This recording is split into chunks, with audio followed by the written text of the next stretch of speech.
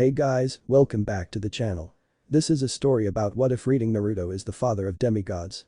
Before I start, please support for more amazing content and do consider subscribing to my channel and share this video with your friends. This is written by Kyoka Suigetsu Totsuka and link in description and support writer. Let's start the video. For many millennia, the gods had been living together in their stronghold named Mount Olympus. High above civilization, the immortals ruled over their various domains with utter apathy. From the sun and moon gliding across the sky to storms and earthquakes shaking the foundation of cities, humans lived at the whim of the gods. Alive only through the tales written in ancient Greek mythology, the humans ignorantly lived on their oblivious mundane lives, not unlike ants within an ant farm. Though there were some aspects of life that even the gods would envy the mortals. With immortality, the gods abandoned most of the inhibitions hosted by the human condition. When no consequence could possibly end their eternal lives, most of them wouldn't have the smallest care for morals. Over the millennia, the gods raped, pillaged and slaughtered humans without care. Like cattle, the insignificant replications of their godly forms were simply entertainment. With such mindsets and philosophies and a complete lack of repercussions, the humans could feel much more than the gods. With such short lives, humans would strive to make the most of their limited time. They love and hate much stronger than the gods because they would know that they could only love and hate for a limited time. Life would be just that much more beautiful simply because it would end. From marriage to childbirth, humans could be much more passionate than the gods, and the immortals could never understand. Or at least, they wouldn't understand without help. What happened? It was just the usual day for the gods. They had their scheduled council meeting, and the major Olympians sat in their newly designed thrones yelling at each other. Since the fall of Kronos' uprising and the reconstruction of Olympus, the gods had once again gotten used to their immortal lives. Athena and Poseidon were once again at each other's necks arguing about Athens and how horses were better than olive trees. Zeus was almost hiding behind his throne because of Hera yelling at him once again for siring Thalia and Jason. Hades was failing to ignore Demeter when she yelled at him for kidnapping Persephone. Aphrodite and Artemis were arguing about their lack of and passion for love. Apollo, Hermes, Dionysus and Ares were just chilling in their thrones, snickering at the others. All the while, Hestia just frowned at her family as she continued to tend to the main hearth, wondering if there was anything she could sew to mend her family together. But then, a blinding light filled the room and immediately halted all the gods. Apollo, did you park your chariot in the wrong place again? No, I shrunk it down and it's in my pocket, cried the god of the sun as he gave his little sister a look. As the light died down, the gods relaxed. Instead of some new enemy, it was just their children from camp, though it would seem that they were just as surprised as the gods.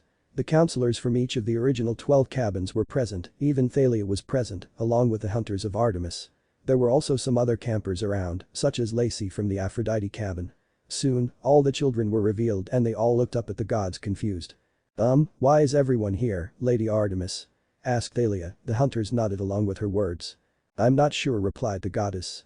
Hello, mother, Annabeth muttered as she looked up at her towering mother, who had a stern expression on her face as she looked down at her daughter and Percy Jackson. The moment they appeared, Annabeth was lying on top of Percy, lip locked. It would appear that they were in quite the compromising position before they were suddenly teleported. Do you know why we're here? Percy smiled sheepishly and nodded at his girlfriend's question, hoping that his curse of Achilles' curse would save him from Athena's wrath. Poseidon smiled at his son and nodded at the boy, making Percy smile back. It's great to see you again, my son. You too, Dad. Hades nodded at Nico, who looked as out of place as ever. The boy merely nodded back, deciding to stand next to Percy and Annabeth instead of saying anything to his father. Paris scoffed at the sight and shook her head. Great, your dirty laundry is here again. Zeus sighed as Thalia glared at her stepmother. Who summoned all of them here? It wasn't me, but I don't mind. Aphrodite smiled and shrunk down to the size of a regular human. It's been a long time since I've seen my little girls. The goddess wrapped her arms around Drew, one of her favorite daughters, and Lacey, her youngest little girl. You're both so beautiful. Drew and Lacey both smiled happily and hugged their mother back. Hey mom. Lacey snuggled into her mother's arms and smiled happily. I missed you, mommy.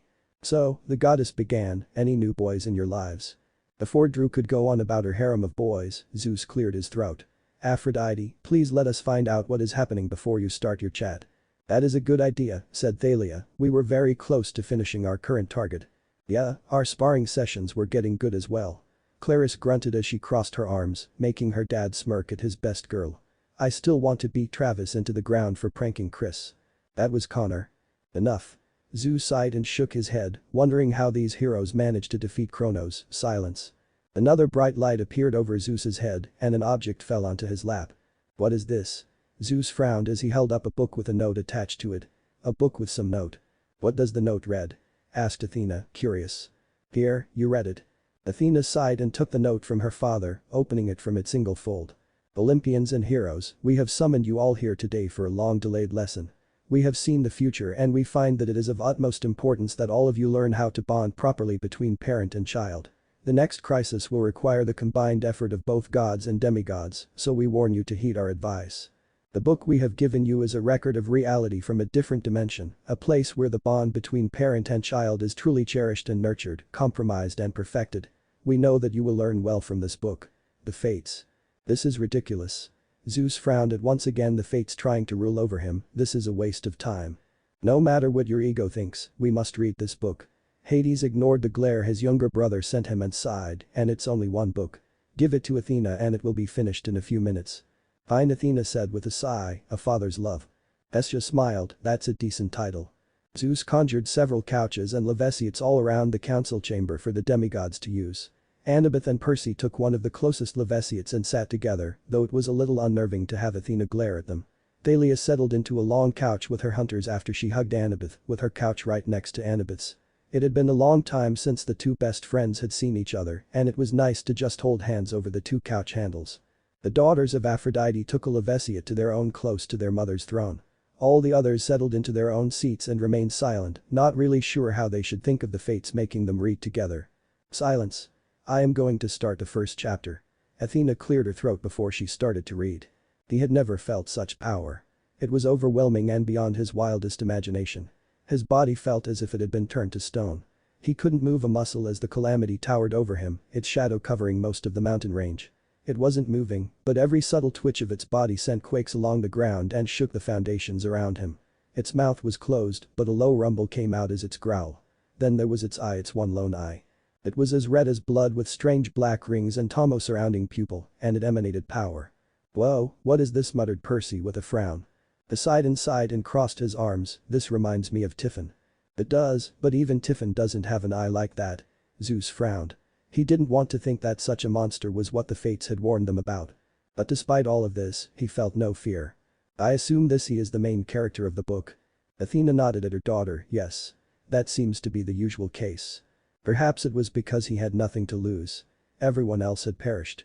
Crushed by the beast's overwhelming power. Pools of blood covered the ground, forming into rivers as the foundations of the earth shook. Hundreds upon thousands of corpses lay still or burning on the dirt. With his sensory abilities, he could still feel the lingering chakra of some of his most precious people. He could feel their life fade as their death sunk into his consciousness. He was the only one left. Everyone else had perished. He had failed to save any of them. Well, that's not morbid. Be quiet, Apollo. Artemis frowned at the book, wondering if the whole book would be so depressing. Percy shivered as he imagined being in the man's shoes. He had more than once wondered what would happen to him if he failed to defeat Kronos and everyone around him died, including his Annabeth would rather die. He laced his fingers with Annabeth's and kissed the back of her hand, pulling her closer to him. I'm sorry. The ground shook heavily and he was nearly knocked to the ground as the monster took its first step. Its 10 towering tails were swaying from side to side, threatening to flatten any person or mountain within its reach.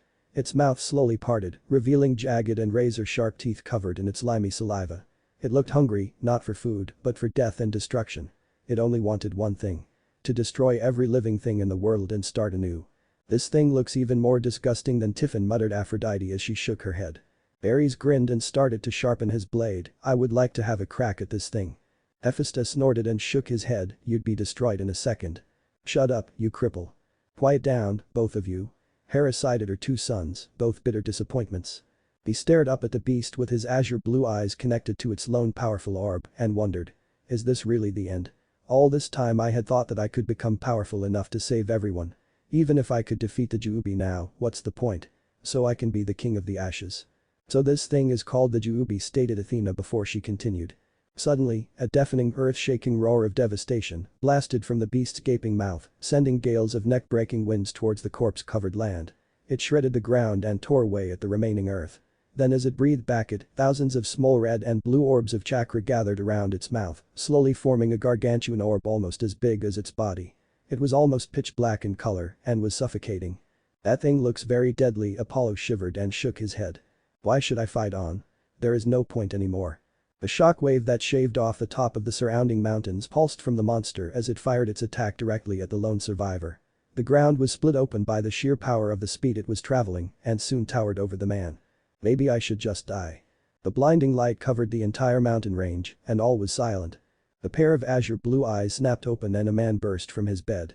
His breathing was quick as if he was close to hyperventilating and cold sweat covered his bare torso. His entire body was shaking and he could actually feel the adrenaline slowly leave his system, rendering him tired and weak. What the hell was that? What the hell? Cried Ares loudly. That was just some loser's nightmare.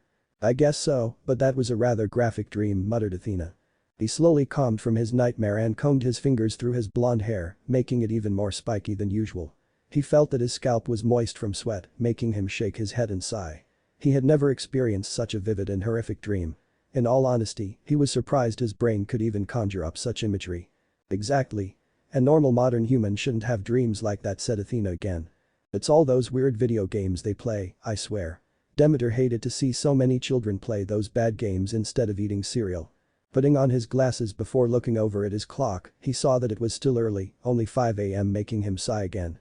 He was wide awake and despite his weak and tired form, he doubted that he would be able to fall asleep again so soon.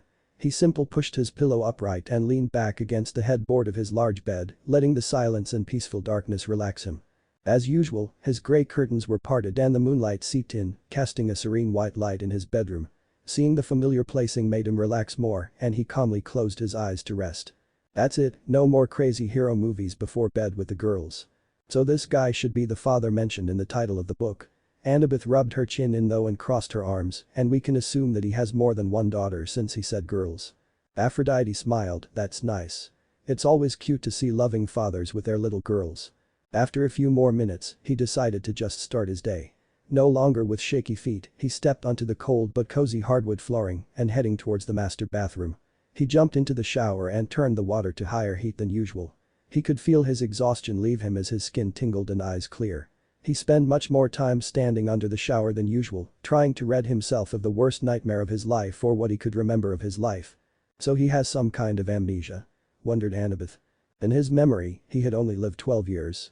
He was in his late 20s, but he couldn't recall anything before his 16th birthday. The earliest memories were of him waking in the local hospital and the doctor informing him of his car accident. Apparently he had been in a head-on collision with another car and had broken nearly every bone in his body. The doctors were genuinely shocked that he managed to wake from such devastating injuries. It was nothing short of a miracle. Miracles usually don't happen unless one of us intervenes. Hera looked over at Apollo and raised an eyebrow, maybe you healed him. Apollo shrugged, maybe, but I don't see why. But he had suffered a serious case of amnesia and could barely remember how to speak. It took him quite a long time to finish his recuperation in the hospital, but he could survive on his own 18 months later. He started to regain some of his knowledge, but no substantial memories of his past life. All he had of himself was from the wallet the police found on his person the day of his accident. His name was Namikaze Naruto, and he was a citizen of New York City, United States of America. He had a driver's license, a social security number, even a gym membership, but other than that, nothing. He had no family or girlfriends. He was alone, well, for the first year anyway. So I guess this guy is going to be a father of some demigods. Asked Demeter as she recalled the fates mentioning that this dimension had bonded parents and child. I wonder which goddess he had children with. Aphrodite giggled, I wonder what he looks like. Man, today is going to be exhausting. Naruto jumped out of the shower and dried himself before looking in his mirror. His hair was growing quite long, the bangs nearly framed the sides of his face and most of his forehead, but he saw something weird. For a split second, he saw that his eyes morphed into the same eye the monster had in his dream, but it was gone as soon as he noticed. Shaking his head, Naruto chuckled to himself as he squirted some toothpaste on his toothbrush, I am going to crazy. Whoa, is he going to get that crazy eye from that monster? Apollo grinned in excitement and rubbed his hands together. That would be pretty cool. He dressed himself in his usual style. He had on a black dress shirt with the top few buttons open tucked into a pair of light gray jeans with a white belt. Slipping into his black socks, he stepped into his black dress shoes, hearing the usual clacking footsteps of his own. Oh come on, I really want to know what he looks like. Another bright light filled the room, and a large plasma screen at least 20 feet across appeared at the end of the council chamber.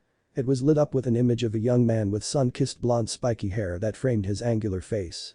His bright blue eyes shone happily, coupled with his wide smile. Just like the book described, he was wearing a black dress shirt that did little to hide his perfect body and a pair of grey jeans that just framed his toned legs. Wow, muttered Aphrodite as she stared at the image as she licked her lips. That is one beautiful man. Nodded along, yeah, what a hunk. Artemis rolled her eyes at the love goddess and just crossed her arms, just as her hunters did. A few years back, Thalia might have thought the man was really hot, but after joining the hunt, she no longer had that kind of feeling, though she had to admit, the man was very good looking indeed. I agree, said Demeter with a smile, he must eat his cereal. Stepping down the hall of mahogany hardwood, Naruto turned to the last door on the left. With a gentle turn of the knob, he silently slipped into the teddy bear and plushie-filled room. He smiled at the sight of his little princess sleeping away with all the innocence of the world, her little face pressed against her pink pillow, while her blanket was kicked off the bed. Oh, that must be his little daughter. Aphrodite had always been attracted to gorgeous men, and if they had a cute little daughter with them, it made it even better. I wonder what her name is. It's time to wake up, sweetie, Naruto whispered as gently as he could before he kissed his little girl's forehead, making her squirm with a groan. Come on, Lacey. Wait, what? Cried many people at once. Rue looked at her youngest sister with widened eyes, is it the same Lacey? As if the plasma screen could hear their words, it flashed to a different image. It showed a little girl, no older than 5 years of age, holding onto her father's hand. She had a bright smile on her face and looked utterly adorable in a little white sundress. And she looked exactly as Lacey did when she was that age. It is you, Lacey. Annabeth sat up and looked closer at the screen. Wow, so you have a different father in that dimension. Lacey was stunned silent as she stared at the image on the screen. The girl in the image was clearly her and looked very happy, something she never had as a child. Her dad was a pompous underwear model and small-time actor. He had never really loved her as a child and had never bothered visiting her at camp. She had always been a year-round camper and hadn't spoken to her dad in a very long time. Seeing herself so happy with a father was a little strange and surreal. That means I was the goddess he had a child with. Aphrodite giggled and fanned herself, not bad. The other me has great taste in men. Ares grunted in annoyance, now sharpening his blade with more force. So you actually had more than one child with him? Asked Apollo, genuinely curious. I don't know, I don't really do that sort of thing usually. She clapped her hands together excitedly and squealed, I can't wait to see who the other girls are. Athena rolled her eyes, wondering if the whole book would be about one of Aphrodite's stupid love stories. Whatever, let's just get this over with. 5 more minutes. No, that will just make you sleepier. Naruto smiled and lightly brushed his daughter's own long blonde hair behind her ear. Come on, you have to get ready for school. Lacey slowly opened her eyes, though she had a pout on her face. She gave her daddy her most innocent puppy-eyed look and raised her arms up. Can you carry me, daddy? Naruto sighed with a suppressed smile, sure, you little minx. Oh us. Squealed Aphrodite loudly, making Ares, who sat next to her, cringe at the volume. That is so cute. The plasma screen once again shifted into another image, one of Naruto holding his little girl in his arms. It seemed that the plasma screen would automatically change pictures as the book was read. Lacey bit her lips. She had never asked her father to carry her, not even once, and even she did, she'd doubt if her father would ever hold her with so much love and affection. Many of the demigods smiled at the image. It was really adorable. Lacey was very cute as a little girl, just as she was as a young teenager. She looked very happy with her loving father, a privilege that almost none of the present demigods had experienced before. The little girl, even at 5 years old, still fit perfectly in his arms. Cradling her close to his chest, Naruto rested Lacey's head in the crook of his neck and kissed her head. He made sure to rub his hands along her back so she wouldn't be cold after leaving her warm bed and quickly placed her down in front of the bathroom. And he's so attentive. Aphrodite smiled beautifully and giggled. Lacey couldn't help but feel extremely jealous at the sight. She was the same person as the girl on screen, but she had a terrible father. She couldn't even remember the last time her father had smiled at her, much less carry her in his arms and kissed her. It wasn't fair that the other Lacey could be so lucky.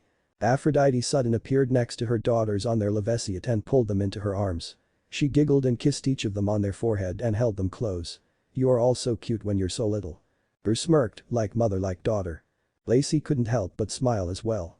At least she had a mom who loved her, even though she couldn't always be around. She looked back at the screen and saw how the other her was snuggling into her father's chest and eventually smiled. In the end, she was glad that the other her could have a dad who loved her. Annabeth promised to brush my hair today, mumbled Lacey as she rubbed her eyes. What? Annabeth blinked and looked up at her mother, who read over the line again to see if she had read it correctly. Her grey eyes seemed to run hundreds of miles per hour, trying to deduce the possibility of her having Annabeth with someone that was not Frederick. "So, you're this guy's daughter too, Annabeth?" asked Katie Gardner from the Demeter cabin. "How's that even possible?" Thalia rubbed her temples and sighed. Zeus looked at the war goddess, "So you had a brainchild with this man?" Percy held on to Annabeth as she looked up at Athena, who was still thinking very hard about something. "So, I have a different dad in that dimension." Athena nodded, "It would seem so." Annabeth looked over at Lacey, who was also looking at her. "So, Lacey is my sister in that dimension, like a real blood-related sister." "Wow, yeah." Lacey smiled at Annabeth. She had always wanted a real sister when she was still living with her father, and the other her had one in Annabeth. "That's kind of cool." "Yeah," whispered Annabeth with a faraway look, "but this is going to change so many things." She looked at Thalia, who understood immediately. "According to the note from the fates, this man is a really good father, so that means I probably won't run away from home." "And you wouldn't have met me," and Thalia frowned at the thought of the deceased son of Hermes. Percy bit his lip and pulled his girlfriend closer. "This will change the entire great prophecy." Hermes looked a little hopeful. "Maybe his son won't end up being so bad in this dimension." Zeus sighed and nodded in agreement but looked over at his favorite daughter. "Read on, Athena. We must find out what happens." "I know, I'm right here." Annabeth Namikis stepped out of her own room already showered and dressed for school. At the age of 9 her maturity was far beyond her years. "Good morning, Dad." The plasma screen once again changed and it showed a picture of a young Annabeth, no older than 10 years old. She looked just as Thalia remembered. Still had the same princess curls and grey eyes, but this one looked a lot happier. The smile the girl had on her face was very innocent, as if she had never even been unhappy once in her whole life. Annabeth clearly saw that as well and smiled a little, hoping that the other her would have the happy childhood she had always wanted. Naruto smiled at his eldest and kissed her forehead. "Morning, Annie." He ran a hand over her combed blonde hair that she shared with him and her little sister. "Help your sister get ready. I'll make some pancakes." "Yay!" exclaimed Lacey, with vanilla syrup. Aphrodite smiled and kissed Lacey's head, wanting to cuddle with her baby daughter more. "Sure. Dad, you still have to sign that permission slip for me." "I already did, sweetie. It's on the table." Naruto furrowed his brows as he ran his hand through his hair again, something he would do if he would feel stress. He hated leaving his daughter to go around the city on a field trip, but Annabeth had him wrapped around her little finger. But as much as he wanted to deny it, he was a little happy. What dad didn't want to be bossed around by his darling little princess? "Wow, that's sweet of him." Aphrodite smiled again, already feeling quite fond of the man they were reading about. She could see why the other her decided to have a child with him. Zeus snorted, "Not every father is like that." Eris snorted back at her husband, "Really, so you giving Artemis and Athena everything they want is just you being generous?" Artemis smirked and looked away, making Zeus cross his arms. She winked at Athena, who, despite the situation, smiled at her sister. Their father really gave them anything they asked for, like to run around the earth with a horde of hunters and to open as many libraries as possible. "Face it, brother, your daughters have you wrapped around their little fingers." Poseidon chuckled along with Hades as Zeus looked away. Naruto smiled at the thought of his two princesses as he started on the pancakes. They were so much like their mothers it was a little shocking. He would never forget the eyes of his first love back in his college days. Yes, he actually went back to college. After his recuperation, he found out that his past self had already started on a business administration degree at the New York City University and he managed to learn his way back in. That was also when he met Annabeth's mother, Athena, one of his professors. "So naughty, Athena, having a baby with one of your students." Aphrodite smiled slyly at Athena. "Shut up, you fool." When one would hear such a name they would usually think of the ancient goddess of Greece, not a living goddess of Western civilization. It was real. Athena, Annabeth's mother, was really a goddess. He really had a hard time believing it when the goddess of wisdom had told him of her true identity. He had thought she tried to prank him. Though it was even harder to believe that even though he did not get laid, he ended up having a daughter with his gorgeous professor. Demeter smiled, "He says you're gorgeous, Athena." "Gorgeous, naughty, professor. I swear, Aphrodite. I will shave your head clean." Athena had a small blush on her face. She had never been tolerant of teasing. The last time it really happened she threw the first flute onto the earth and cursed it. Apparently, Athena was capable of having children with men she could connect with at a mental level, like Naruto when they shared a very nice semester together discussing warfare tactics. The blonde had no idea where he had so much knowledge about wars and how to win them, but apparently it was enough to impress Athena. So much so that she decided to have his child. "Well, that is kind of what happened with you and Dad, right?" Annabeth remembered the story her dad had told her a few months ago about how he met Athena and it was quite similar. Yes, but your dad was studying historical warfare, not war tactics. Naruto smiled at the thought, she gave me one of my princesses. Oh, he calls them princesses. Aphrodite gushed at the sweetness and hugged her daughters again. Annabeth blushed and looked away, a little embarrassed. Annabeth was Naruto's life. From the moment Hermes, the messenger of the gods, and Athena dropped the little bundle into his arms 9 years ago, she will forever be someone he would love unconditionally. Athena couldn't help but smile. Even though she had never met this man, his thoughts had already told her that he was perhaps one of the best fathers her children had ever had. Frederick and all the other men she had a brainchild with had more or less felt some sort of frustration when she would drop of their child to them. She couldn't recall a single time when one of her fathers of her children had not felt burdened. Alia smiled and grabbed Annabeth's hand, he should be a really good father to the other you. Yeah, he should be. Annabeth had a soft smile, feeling more and more jealous, but also happy for her other. Artemis nodded approvingly, this is certainly a rarity. Such fathers are largely scarce in the world. Many hunters nodded along, thinking back to how terrible some of their fathers had been. Hera and Hestia nodded in agreement. They both knew that none of the male gods could ever be such good fathers. She was the perfect blend between him and her mother. She had his blonde hair and slightly tanned complexion, but had Athena's intimidating and endearing gray eyes. His daughter was perfect. Percy smiled and kissed Annabeth's cheek, he's right, you're perfect. Annabeth blushed and lightly kissed Percy on the lips before snuggling into him. A part of her had wished that she could actually have a life like the other Annabeth, but if that would take Percy away from her life, she'd never take it. Percy had become integrated into her life and her love for him and become so painfully strong since the end of the war. She wouldn't trade Percy's love for anything, even a better childhood. It smells great, Dad. Annabeth walked into the kitchen and sat down at the dining table, smiling at her daddy as he cooked his usual great breakfasts. Wow, finished with Lacey's hair already?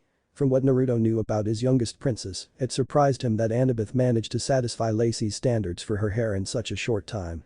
Even at such a young age, Lacey loved to be pretty and cute. That's an understatement, muttered Katie with a smile. I've seen her stare at a mirror with a comb for more than an hour. It wasn't an hour, maybe 45 minutes tops. Poor Annabeth. Having to do that every morning would take so much time. Rachel, the newest oracle of Apollo, spoke as she sat next to Katie and Travis, that must be so frustrating. Well, sooner or later, she'd be used to it. Annabeth nodded, all you need is repetition. Yep, I've had lots of practice. See? Said Annabeth rhetorically. Naruto scooped the first batch of pancakes onto a plate and placed it on the counter. Annie, no books at the dinner table. He gave his daughter a knowing stare, making her sigh in defeat before she placed the book she hid under the table on the table. You will have plenty of time to read later. Percy laughed and kissed his girlfriend's cheek, looks like Chiron isn't the only one who stops you from doing that. Annabeth scowled, there is nothing wrong with reading before a meal. The campers chuckled at the female leader of the camp. Annabeth pouted at her dad, but I was getting to the good part. I don't care. No reading at the dinner table. Naruto smiled at his princess, be a good girl, and I'll take you and your sister for ramen tonight. The girl instantly grinned and nodded. Okay. You don't even like ramen, said Percy as he recalled their last date, where they went to a food court at the mall. Annabeth didn't even glance at the ramen place. Annabeth shrugged, I'm indifferent about it. Well, apparently we both love it in this. Lacey smacked her lips together, not really knowing how to feel about loving ramen. I don't really like starch. If there was one thing the girls really inherited from him, it would be his love for ramen. I would have preferred the height, but whatever, muttered Lacey. Daddy. Lacey came running out after she finished dressing, looking absolutely adorable in a little blue sundress, with her hair tied into a small braid. I'm hungry, is breakfast ready? That's an adorable look, Lacey. Aphrodite smiled and kissed her little girl. Lacey smiled and leaned into her mom, thanks, mommy. Yes, come get your own plates, girls. Annabeth and Lacey both happily ran for their own plates before quickly sitting back down at the dinner table. Naruto smiled at the sight of his little girls devouring their breakfast or of Lacey drowning her pancakes into vanilla syrup. Lacey is also very much like her mother. She totally is. Aphrodite grinned happily at the thought. Naruto didn't know what was wrong with his life or why he was so lucky, but he had had 2 goddesses in his life. Yeah, that almost never happens. Apollo crossed his arms and shook his head, especially since he's not a god. Well, he's already a much better father than most male gods I know, so it's not too surprising. Artemis glanced at her brothers and shook her head, at least he really loves and cares for his girls. Hey! Cried Apollo, I care greatly about my little girls. Yeah, I killed the last guy who tried to sleep with my daughter. Ares grinned at the memory of splitting that boy in half. Clara sighed as Will Solis chuckled. Damn, Chris is going to die soon. Shut up. Claris glared at him. The first of his relationships was with Athena, but that was purely intellectual, he had never even kissed her once. He better not kiss my little girl. Zeus glared at the book but made Athena glare back at him. Don't call me little girl. Poseidon rolled his eyes at his rival and brother. But the second was very different.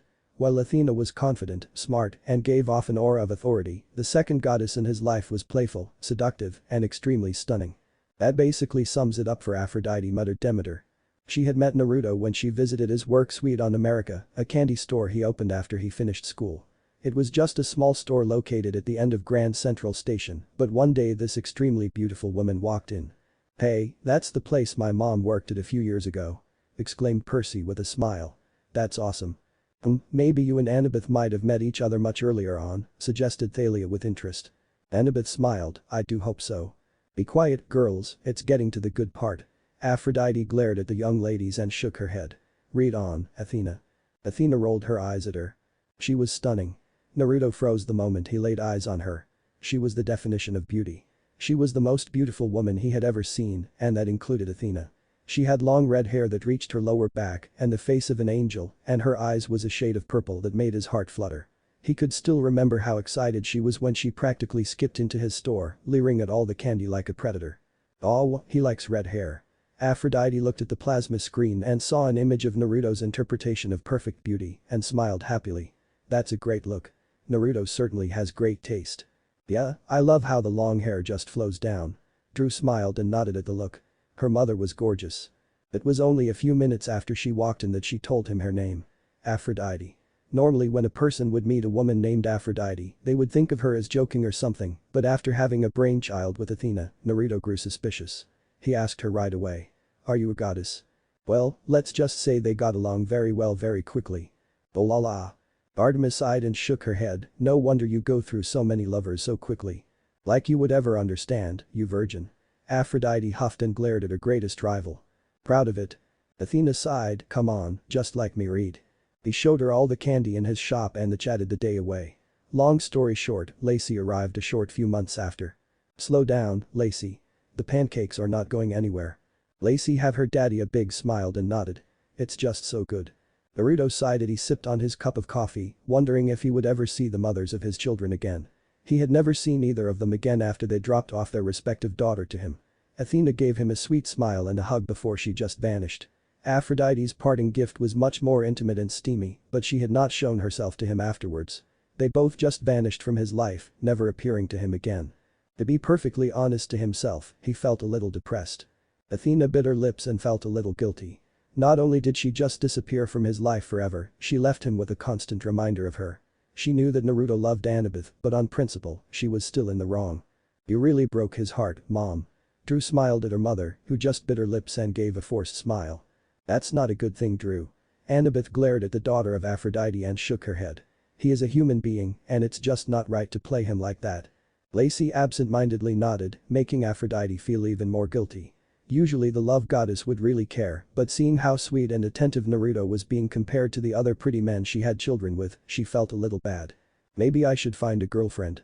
But elementary school, the one place Naruto loathed. It wasn't necessarily a bad school, but Naruto hated leaving his daughters alone for such a long time. If he had more time on his hands, he would homeschool them himself. If there was one thing he would always remember of the gods, it would be the moment when Hermes had told him that demigod children will always be in danger.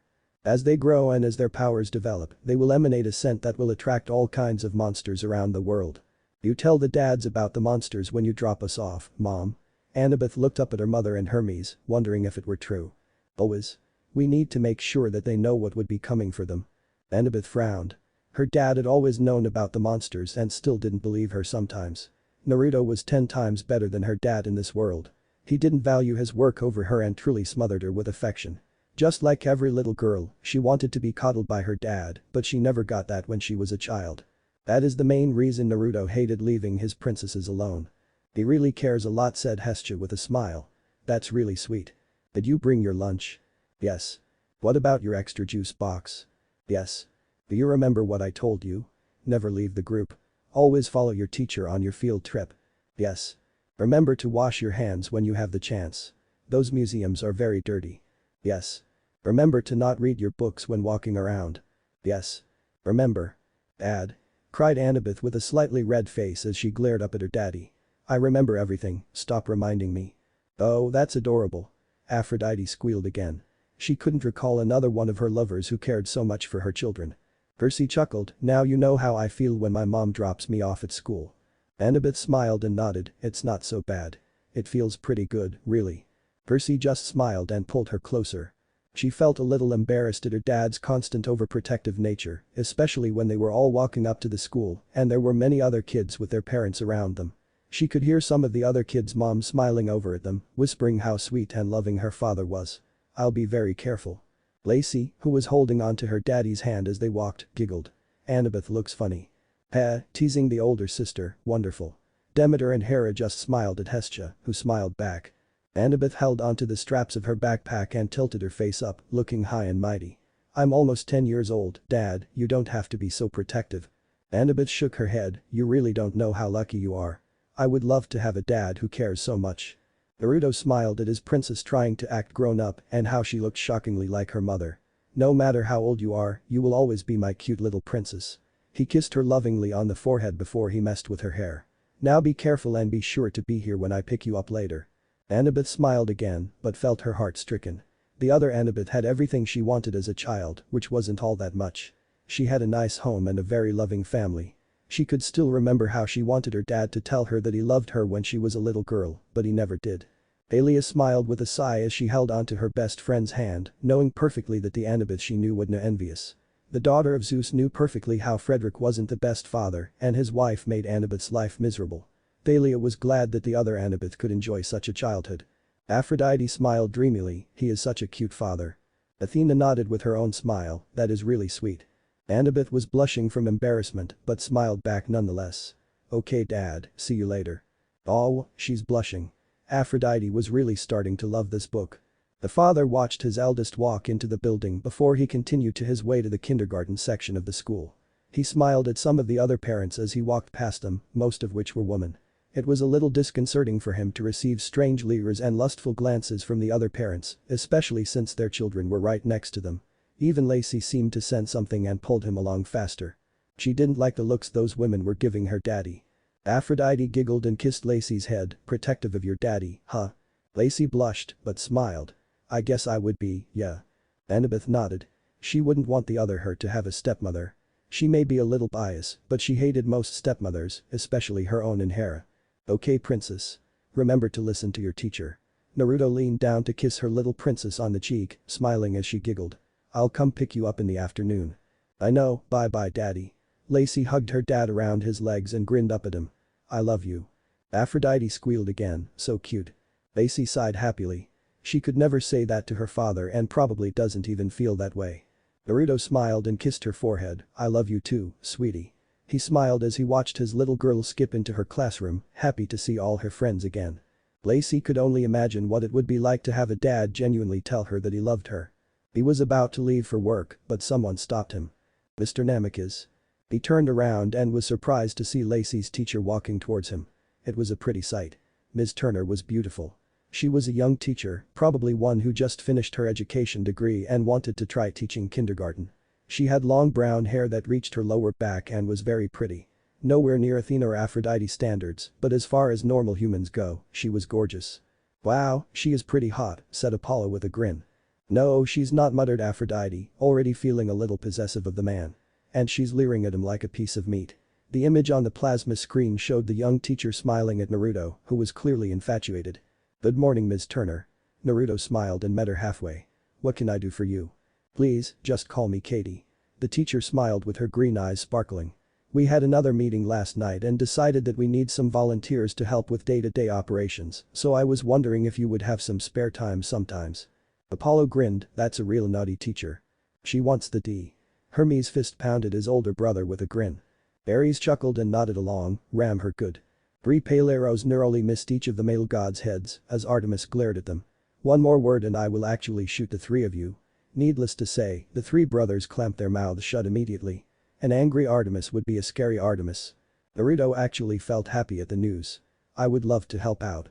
Just give me the time and date and I'll try to arrange my work around it. Hades smiled approvingly and nodded. That's great. That being said, if you don't mind, can you please help me with something now? Why doesn't she just strip for him? Exclaimed Aphrodite with a frown. Now? The blonde looked down at his watch and shrugged. Sure, I have a little bit of time. Thank you so much.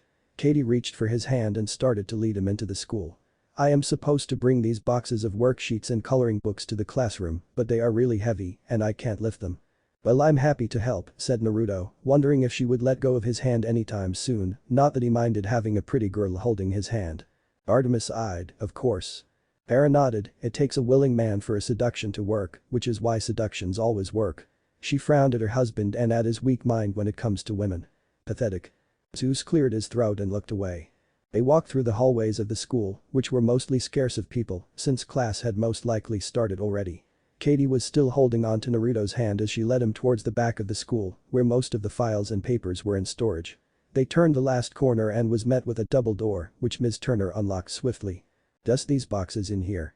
Naruto nodded and stepped into the room, but didn't see any boxes, only a wall of shelves. Where did you say the boxes were? Suddenly the sound of a door closing could be heard, and Naruto turned around to see Katie leaning against the door. She had a mischievous smirk on her face, nothing like the sweet smile she would usually have. Is everything okay? This might turn out very badly. Percy frowned. The scene reminded him a lot of the time he was almost killed by some cheerleaders in Good. I think that teacher is a monster. Alia nodded, yes, she does have that kind of vibe. You smell really nice today. Yep, a monster. Annabeth and Lacey absent-mindedly held onto the person next to them, Percy and Aphrodite respectively. The blonde felt a little weird and just nodded. Thank you. Without any warning, Katie walked up to Naruto and kissed him hard on the lips. He was shocked and his eyes were wide, but he couldn't deny how great her lips felt against his. She pushed him to the back of the room, his back knocking down some of the files on the shelves. Her tongue forced its way into his mouth and darted around wildly, as if trying to taste him fully. To top it all off, she took Naruto's hand and placed it down her shirt, making him fondle her chest. I don't know if I should be jealous of him or scared for him, muttered Travis to his brother. To say that Naruto was shocked would be an understatement. Ms. Turner looked like a perfectly elegant and calm young lady, but now she resembled more of a vixen. Her eyes turned into a cunning and vicious glare instead of the usual kindness. He couldn't kiss back. She was far too forceful and violent. He could feel her nails digging into the back of his neck and her teeth were starting to bite into his tongue. It was one of the worst kisses he had ever experienced. Yeah, I don't see Naruto as someone who would like to be dominated. Artemis glared at Aphrodite, really, that's the only thing you have to say. Ms. Turner? Cried Naruto as he shoved her off. What the hell is wrong with you? The woman was laughing and it sent chills down Naruto's back. It sounded so weird, so evil. Then the real frightening changes happened.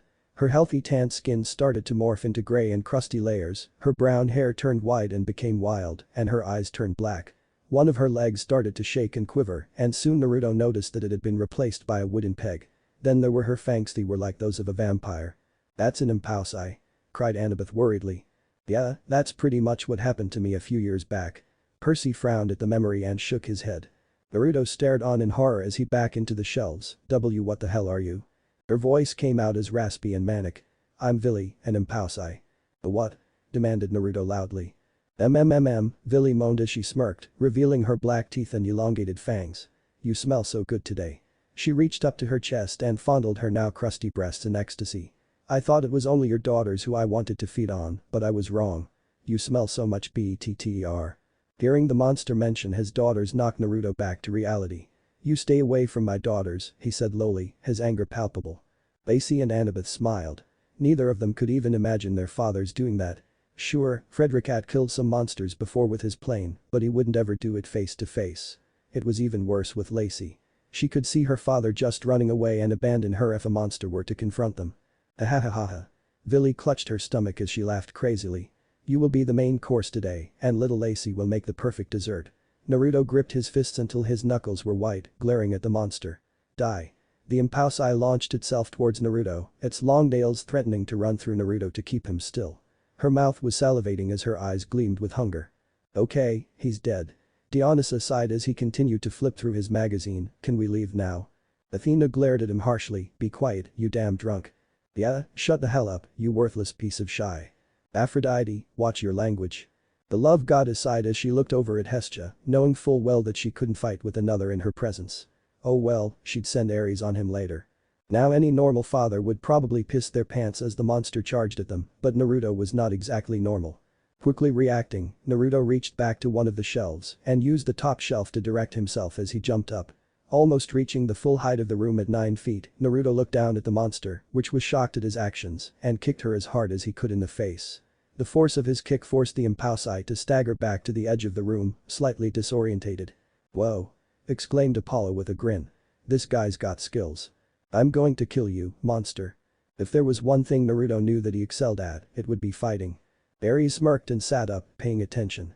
This is finally getting good and manly. Artemis sighed and shook her head, "Just shut up and listen." He charged at the monster, grabbing its long white hair with his left hand and pulled its head into his right fist. He heard a distinct crack before he kicked her once more, sending her back to the wall. Naruto glared angrily at the Impausai as he ran up to it and grabbed its head. He dug his fingers hard into her hair and slammed its head into the wall as hard as he could, denting the drywall instantly. Naruto knew he needed a tougher surface to slam the monster's head into, so he turned to the steel shelves and slammed again. But the Impausai used its legs to stomp on Naruto's foot and hind kicked him away. It turned to glare at the slightly winded blonde man with its face bleeding badly. "I'm going to give you a slow death." Its raspy voice was shaking with anger as its nails grew in length. Alias smirked, "I don't think that's possible." Annabeth held onto Percy's arm harder as the fight got more intense, and the boy just pulled her closer. "Hey," he whispered lovingly into her ear. "He's going to be fine. We still have most of the book to read through." She nodded, a little more relaxed, "Yeah. Not if I can help it." Naruto sped for the fire extinguisher and quickly used it to hit the Impausai in the face. He repeatedly slammed the extinguisher against the monster's face, making it cry out in pain every time. He didn't count how many times he had struck the Impausai, but he didn't relent until his arms wouldn't move anymore. Lily lay on the ground, still alive. This is impossible. No human should have such strength. "I guess this power comes from whatever was in the dream in the beginning of the book," stated Artemis as she crossed her arms. "If not, I don't see how a normal human could possibly overpower a monster." Athena nodded, "I agree." Naruto didn't want to take any chances and quickly stomped on the monster's chest. "Just die already." He slammed the fire extinguisher straight down on the monster's face, crushing it against the cement floor. He did it again and again, ignoring the cries of pain and wails coming from the monster. He closed his eyes and just let his strength guide him, and it continued on. And suddenly, Naruto felt his weapon hit the ground instead of the monster's head. He quickly opened his eyes to see if it had escaped, but sighed in relief when he saw a pile of gold dust on the ground, just like the hellhounds did last time. "Holy shit, he killed a hellhound too," cried Travis loudly. Nico and Hades crossed their arms in thought. Both knowing better than anyone that a human couldn't possibly kill a hellhound. The man must have some sort of power or was a demigod himself. That's the only explanation. He sighed in exhaustion and sat down on the ground, dropping the dented fire extinguisher to the ground. "I knew today would be a bad day. As a father of 2 demigods, I think he has many of these days." Annabeth and Lacey frowned, a little frustrated that being a demigod came with such horrible dangers. Not only did they endanger themselves, but their families as well, and that made it all the worse. Sweet on America was Naruto's pride and joy. He had opened it a year after his graduation with his life savings, and it had been going fairly well. It was located inside the Grand Central Station, and business was improving over time. Many people find it a good idea for some sweets after lunch or dinner, and his shop would be a nice convenient place for them to visit after getting off the subway. It varied from young adults working nearby or children with their parents, but they would all leave his store with smiles on their faces. Lacey nodded with a small smile, feeling a little better since Naruto was fine. That would be a great job to have. That was what really made Naruto love his job. Candy and sweets are universal, just as Aphrodite had told him. "I love a man who listens." He stepped into the red, blue and white themed store and smiled when he saw that there was already a line in front of his register. "Good morning, Mr. Namikaze." "Good morning, Sally," said Naruto as he smiled at his best employee. "Sorry for coming in late, but it's been a hectic morning." "He does now, my mom," cried Percy as he pointed at the plasma screen, which showed a picture of Sally Jackson wearing the Sweet on America uniform. He sighed and smiled a little at seeing his lover's image on the screen. She looked as beautiful as ever. Sally smiled and waved him off. "It's perfectly fine. I've got this under control." Sally Jackson had been working for Naruto for almost a year already, and she was a great employee. She worked hard, was punctual, the customers loved her, and looked beautiful in the store uniform. Another good thing was that her son was also a student at Good Elementary and was a friend of Annabeth. "And we know each other." Percy smiled and hugged Annabeth close. "That's awesome." Annabeth frowned. She was officially very jealous of her other self. Not only did she have an amazing father and a very happy childhood, she also got to meet the love of her life years earlier than she did. The other Annabeth also never met Luke, so she probably could get together with Percy a lot sooner as well. It was just not fair that everyone was so much better for her other self. Serious, what's next? Is her mom going to come live with them or something? Did you drop off Percy this morning? Asked the owner of the store as he walked behind the counter and started the other register to ease the lineup. Sally nodded with a smile. Yep, he wasn't exactly excited to go to the museum, but he still went. Alia chuckled, typical of you, kelphead. Like you could talk, pinicone face. Naruto chuckled as he gestured to the next customer. Annabeth couldn't stop talking about it for the whole week. Well, I'm glad Percy and Annabeth are friends. I hope someday her good habits will rub off on him. We're lucky that some of them did, said Katie with a giggle. Drew giggled and nodded, and I bet she literally rubbed them on him. Shut up, Drew, cried Annabeth with a monster blush. Percy and I haven't done that yet. Percy was just as red as Annabeth and prayed that his future mother-in-law would read faster. The blonde merely smiled and nodded at his customer. Good morning and welcome to Sweet on America. Then one morning, he woke from a nightmare, cooked a killer breakfast, dropped his daughters off at school on time, killed a strange slutty monster, and managed to get to his store in time. It was just the usual day for Namikaze Naruto. Just as he would expect as a father of two beautiful little demigod princesses. Beautiful princesses indeed, chirped Aphrodite as she pulled Lacey close and kissed her head. The love goddess couldn't wait to find out more about her relationship with this man. He sounded like the perfect package, the gorgeous looks, the sweet and loving personality and the great job. She wondered if her other self would make an appearance later on. She couldn't wait. This is boring, right? Asked Ares to his lover. Aphrodite glared at him and back away from his reaching hand. No, this is really cute and you're just too big a lump to see it. She smacked his pleading hand away and huffed, Naruto is so much better than you. Ares growled, I hope the other me kills that little queer. Hephaestus sniggered and shook his head at his brother and wife before going back to tinkering with his toys. He couldn't care less about some random mortal and his children. Athena placed the book down with a smile. She was enjoying the book a lot more than what she originally expected. It was great to read about such a good father, and it was even better that her favorite daughter was his child. Annabeth's sad childhood had been and always will be one of the greatest regrets of Athena's life, and to see her with such a great childhood in another dimension made it a little better. Okay, that was the first chapter. Athena looked at the other with a rare happy smile. Who wants to read next? Annabeth quickly raised her hand with a big smile. I will. Athena smiled at her daughter and teleported the book over to her. Chapter 2. Annabeth smiled as she held the book, feeling the leather cover with her fingers with a familiar fondness past the black paintbrush Annie. She had a smile on her face as she read. It was a way for her to experience the life of the other Annabeth, and it was a little dream come true. Alia sighed happily, I like that nickname. It's really sweet. Annabeth nodded and happily handed her dad the small brush before she excitedly knelt down next to him, her eyes gleaming with joy. She was starting at the new Empire State Building model she had bought on her field trip and it was starting to come to form. It would go perfectly with the model of the Statue of Liberty and the Capitol building she had in her room. Percy chuckled and gently wrapped his arm around Annabeth's waist as she read, this Annabeth isn't too different from you. Yeah, said the blonde girl with a smile. She's lucky, though. I've always wanted to have those models in my room. She could still remember hoping for her father to get her an Empire State Building model for her birthday many years back, but he never got it for her. It was almost a surprise that he managed to remember her birthday. Her stepmom and half-brothers certainly didn't care at all. Naruto smiled and slightly shook his head at his daughter's antics. Ever since she could read, Annabeth had been obsessed with architecture and iconic buildings. He wasn't surprised at all when she spent almost all her allowance on the Empire State Building model. Yep, just like our Annabeth. Chirped Rachel with a smile, making Annabeth give a small smile. Lacey had chirped that she would have spent the money on chocolates or dolls instead, but if seeing Annabeth skip and hop into the car with the model box in her hands meant anything, Naruto knew she felt satisfied with her purchase. Percy smiled again and kissed Annabeth on her cheek, that's adorable. Lacey giggled and snuggled deeper against her mother, yeah, I would have preferred the candy and dolls. Athena smiled at her daughter, who was smiling as she read.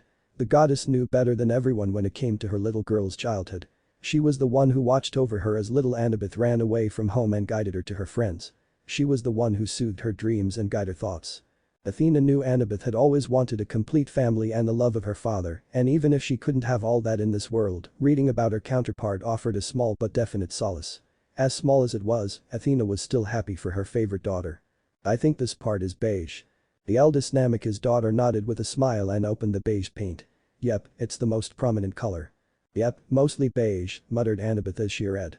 For the past 4 hours, the father and daughter had been working to assemble the model and now could finally paint it. Annabeth didn't trust herself to paint the small delicate details, so Naruto was tasked with the job. After working with so many small and fragile candies, he was quite well suited for the task. Annabeth smiled fondly, but sounded a little sad. That sounds really fun. Percy couldn't help but be reminded of the time he and Annabeth sailed through the island of the Sirens. The vision Annabeth had was of a complete family, and her counterpart had exactly that. She had a loving father and little sister. He knew perfectly that a simple night of building models with her dad was something Annabeth had always wanted but never got. It made him a little angry thinking about it. All he could do was to pull her closer and offer her his affections. "Be careful," Dad mumbled Annabeth softly as she leaned in closer to see if her dad was doing it right. Naruto furrowed his brows in concentration and nodded back. "I know, I'm almost there." Percy mentally made a note to buy some models so he and Annabeth could build them together in her cabin as long as Athena allowed him to enter, that is. Unknown to Percy, Athena was thinking of doing the same thing, some mother and daughter bonding time. Lacey sat on the sofa behind her daddy and big sister, watching How to Train Your Dragon on TV, happily munching on the candy her daddy brought home for the week. Lacey smiled and closed her eyes, trying to imagine herself in such a loving and cozy home. Rue rolled her eyes. "I see the other you is also obsessed with that kitty movie." Aphrodite smiled and pecked Rue's head. "I swear. She's watched that movie over 100 times. Normally he wouldn't allow her to eat so much in one night, but he was so focused with building the model he didn't notice." Lacey just silently grinned and enjoyed her wide selection of candy. It was a very good day for Lacey. Not only could she enjoy all her candy, her teacher was absent from school the whole morning and their whole class got a free day for fun. Best day ever. Travis and Connor high-fived. "I love it when that happens." Lacey hummed as she continued to imagine herself in the other dimension. It's almost as if she's a normal girl, not a demigod. Looking down at the box of candies and chocolates, Lacey wondered which she should try next. "Try the Calisson, Lacey, it's really good." Lacey looked around when she heard a strange voice speak to her. It sounded to be a woman and was very melodic and sweet. Lacey's eyes snapped open as she looked up at her mother. "Is that you, mommy?" Aphrodite looked just as surprised as her daughters and slowly nodded. "I think so. It does sound like it's me." Zeus frowned and shook his head. "You know that's against the laws, Aphrodite." "Hey, it's the other me who did it." Aphrodite scoffed and returned to cuddling with her daughters, giving the god of the sky the cold shoulder. "And it's a really stupid law. If a mother wants to talk to her children, some stupid law isn't going to stop her." She pulled Lacey and drew closer, making the girls smile and cuddle closer to their mother. Hera actually smiled at the love goddess. "I couldn't agree more." Zeus merely grumbled, making his brother chuckle. Confused, Lacey looked down at the box of candies and found one that had a label that looked like it spelled Calisson. She couldn't really read well at her age, unlike her sister, and popped it in her mouth. "That's my cute girl. It's really good, isn't it?" Aphrodite's mouth watered as she smiled. "Oh, they are really good." Lacey smiled and continued to imagine, Naruto really has good taste. He brings home the real good stuff for the girls. The love goddess looked over at Annabeth with a kind smile. "You're missing out on some really great candy, Annabeth." Annabeth merely smiled at the goddess before she continued. Lacey couldn't help but nod with a big grin. "It's really good. The carambar is good too, though is very chewy." Rue smiled at the mention of her favorite candy, those are HEAVENLY. "True, but they get stuck in your teeth." Lacey happily listened to the strange voice and unwrapped the traditional French candy, cream bar. "Oh, that's so cute. It's carambar." She whispered to herself before she threw it in her mouth. It really was chewy, but it tasted great and she grinned at the taste, swaying from side to side in joy. "It's carambar, baby. Oh, you are so cute." "I know, right?" Aphrodite squealed and kissed Lacey's head. "Lacey," said Naruto with a stern tone as he turned to see all the candy wrappers on the couch. "Busted," cried Connor. "What did I say about eating so much candy in one night?" Lacey looked like a deer caught by headlights and just stared at her daddy with a cute and sheepish smile, hoping to not get in trouble. "And what did I tell you to do with all the wrappers?" "You told me to not eat so much in one night and to throw the wrappers in the trash," mumbled Lacey softly. "That's right, so give me the box and throw out the wrappers." Lacey pouted and handed the box over and started to gather all the wrappers. "Good. He doesn't spoil his children." Hera nodded approvingly at the words, knowing full well how spoiling a child could turn out very bad. Aries was a perfect example. Naruto smiled and kissed the top of her head. "That's my good girl." Lacey smiled back and ran over to the trash can to dump all the wrappers inside, but she heard the voice again. "Ah, my sweet and handsome Naruto, he's such a cute and loving father." Oh, I miss him so much. Whoa, started Apollo as he scratched the back of his head. You're actually missing one of your human lovers, died. I guess I am, mumbled Aphrodite softly, trying to figure what her other self was doing. She had to agree that Naruto was a very handsome, cute and loving man, and she would definitely have a child with him if he existed in their world, but to actually miss him after so long, that was something she wasn't sure of. It had been at least a few millennia since she had visited a mortal again after leaving that being Adonis. Artemis scoffed and rolled her eyes, already starting to lose interest, as if that airhead could remember all her men. But suddenly, the phone rang and Lacey raced to answer it. "Hello?" she cried with a happy grin. Many demigods smiled as the plasma screen showed a little Lacey answering the phone with a big cheerful smile. She was adorable and the scene was just too cute to ignore. Even Artemis and her hunters smiled at the sight. Naruto rolled his eyes playfully at his princess and took the phone away. "Sorry about that. This is the Namikaze residence." "Hello Mr. Namikaze, this is Principal Hawkwood." Naruto smiled and nodded to himself. "Ah yes, how are you doing Mr. Hawkwood?" "Not too well I'm afraid. For some reason Ms. Turner did not turn up to class today and we still cannot find her anywhere, so Lacey's class will be taught by a substitute until we find Ms. Turner." Naruto winced a little at the subject and just nodded to himself. "I just wanted to call all parents and assure you that this is an isolated incident and the substitute teacher will be just as good as Ms. Turner." Alia smirked and crossed her arms, "That won't be very hard. Any teacher is better than that monster." Annabeth nodded before she continued. "Well, I have no problem with it, but I do thank you for taking the time to call us." "Of course, Mr. Namikaze, have a good night." "Good night to you as well, Mr. Hawkwood." Naruto sighed as he placed the phone down, his mood souring with worry. "Anyone would be better than having a monster as a teacher, but I seriously hope that this was an isolated incident." Annabeth frowned, "It will never be an isolated incident as long as Lacey and I are with him." "Who was that, Daddy?" Naruto sat down on the sofa and lifted Lacey onto his lap. "That was the principal of your school," he said, attracting Annabeth's attention. "He said Ms. Turner is missing and they can't find her, so you will have a substitute teacher for the next few days." Lacey shrugged and nodded, "Okay, but is Ms. Turner going to be back soon?" "I don't know, Princess." Annabeth hopped onto the sofa and hugged her knees to her chest, looking cozy. "It's a little weird that your teacher would just disappear like that." She had a thoughtful expression on her face that looked exactly like Athena would when the goddess tried to deduce a situation, and it made Naruto feel a little nervous. Aphrodite giggled, "Well, you sure left a good impression, Professor Athena." The wisdom goddess glared at her silently, "All he remembers is you trying to solve problems. Maybe she is sick and went to the hospital or something." Lacey pouted and looked sad. "I hope not. I really like Ms. Turner." "Well, Ms. Turner only likes demigods as food." The older sister shrugged, "Maybe the substitute will be even better." Naruto forced a smile and kissed Lacey's hair. "Annie is right, Princess. Maybe you'll really like your new teacher." Alia smiled, "I guarantee she'd be better." "I hope so." Annabeth tugged her dad's arm and pointed her model, "Come on Dad, we have to finish painting." Annabeth smiled again at the description. The other her was vastly more lucky. Naruto just chuckled and nodded. Okay. Olympus main hearth. "Finally. It mentions us," exclaimed Apollo. Demeter smiled and nodded, "I wonder who it will mention." Near the center of the floating paradise of Olympus was the main hearth, the origin of fire of the gods. The tongues of the vibrant red flames licked the bottom of the sky as the gods dined and chatted around it almost every day. It was the one place where harmony will always be kept. It was the place for familial bonding, family dinners, reunions and even weddings.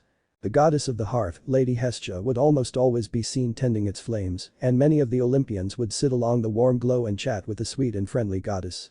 "I love that hearth," said Demeter with a smile, recalling the many hours she and Hera had spent there just chatting the time away with their amazing older sister. "Let's go there after this."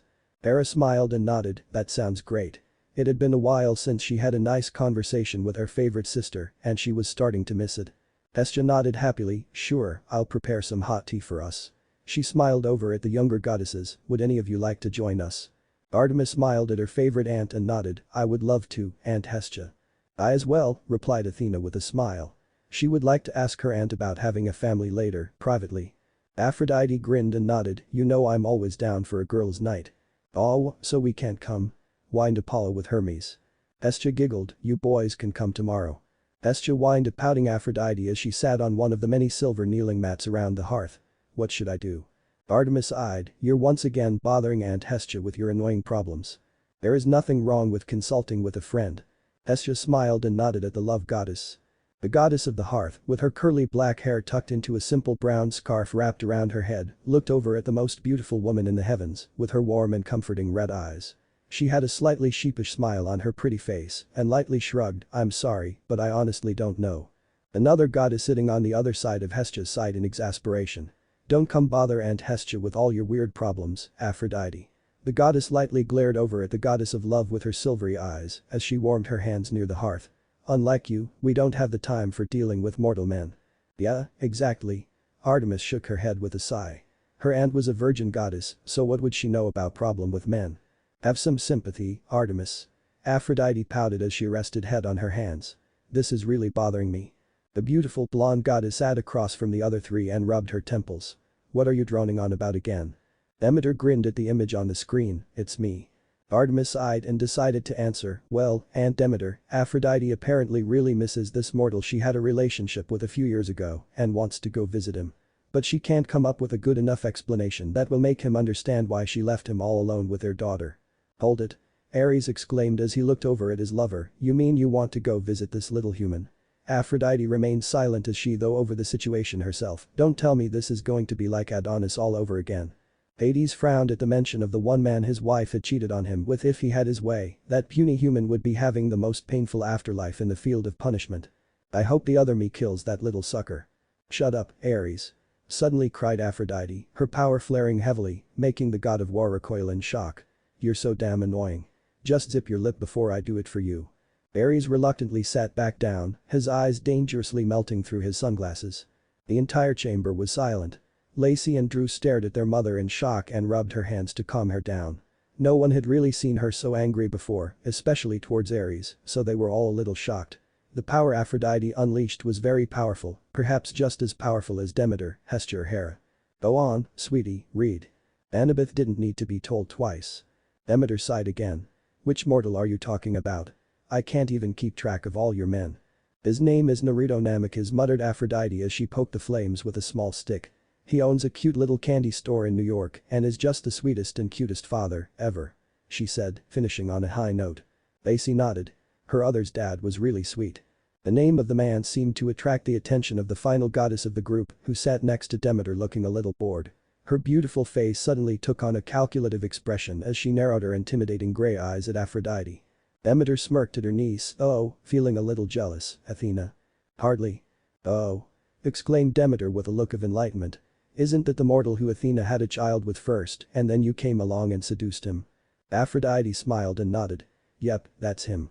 I still can't believe Naruto actually had a child with you."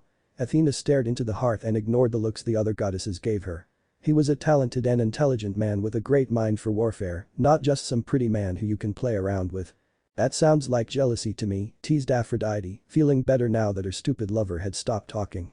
"Clearly I am just angry that you distracted Naruto from using his intellect. If you didn't interfere he would have become far more than just an owner of a candy store." Athena frowned and crossed her arms, looking away from the love goddess as if she was beneath her. "He could have been a great strategist if he had his focus." "Whatever, honey. You're just frustrated since you can sleep with Naruto." "Oh, shut up, you pile of foam. I did not play around with him. We had a loving and happy relationship." Annabeth read on so her mother and Aphrodite wouldn't start fighting, but she froze when she read the last sentence. "Wow, that dimension is really weird." Hermes scratched his head, a little confused. "The Aphrodite over there seems a little different compared to ours. The one we know never describes her flings as loving and happy or as a relationship."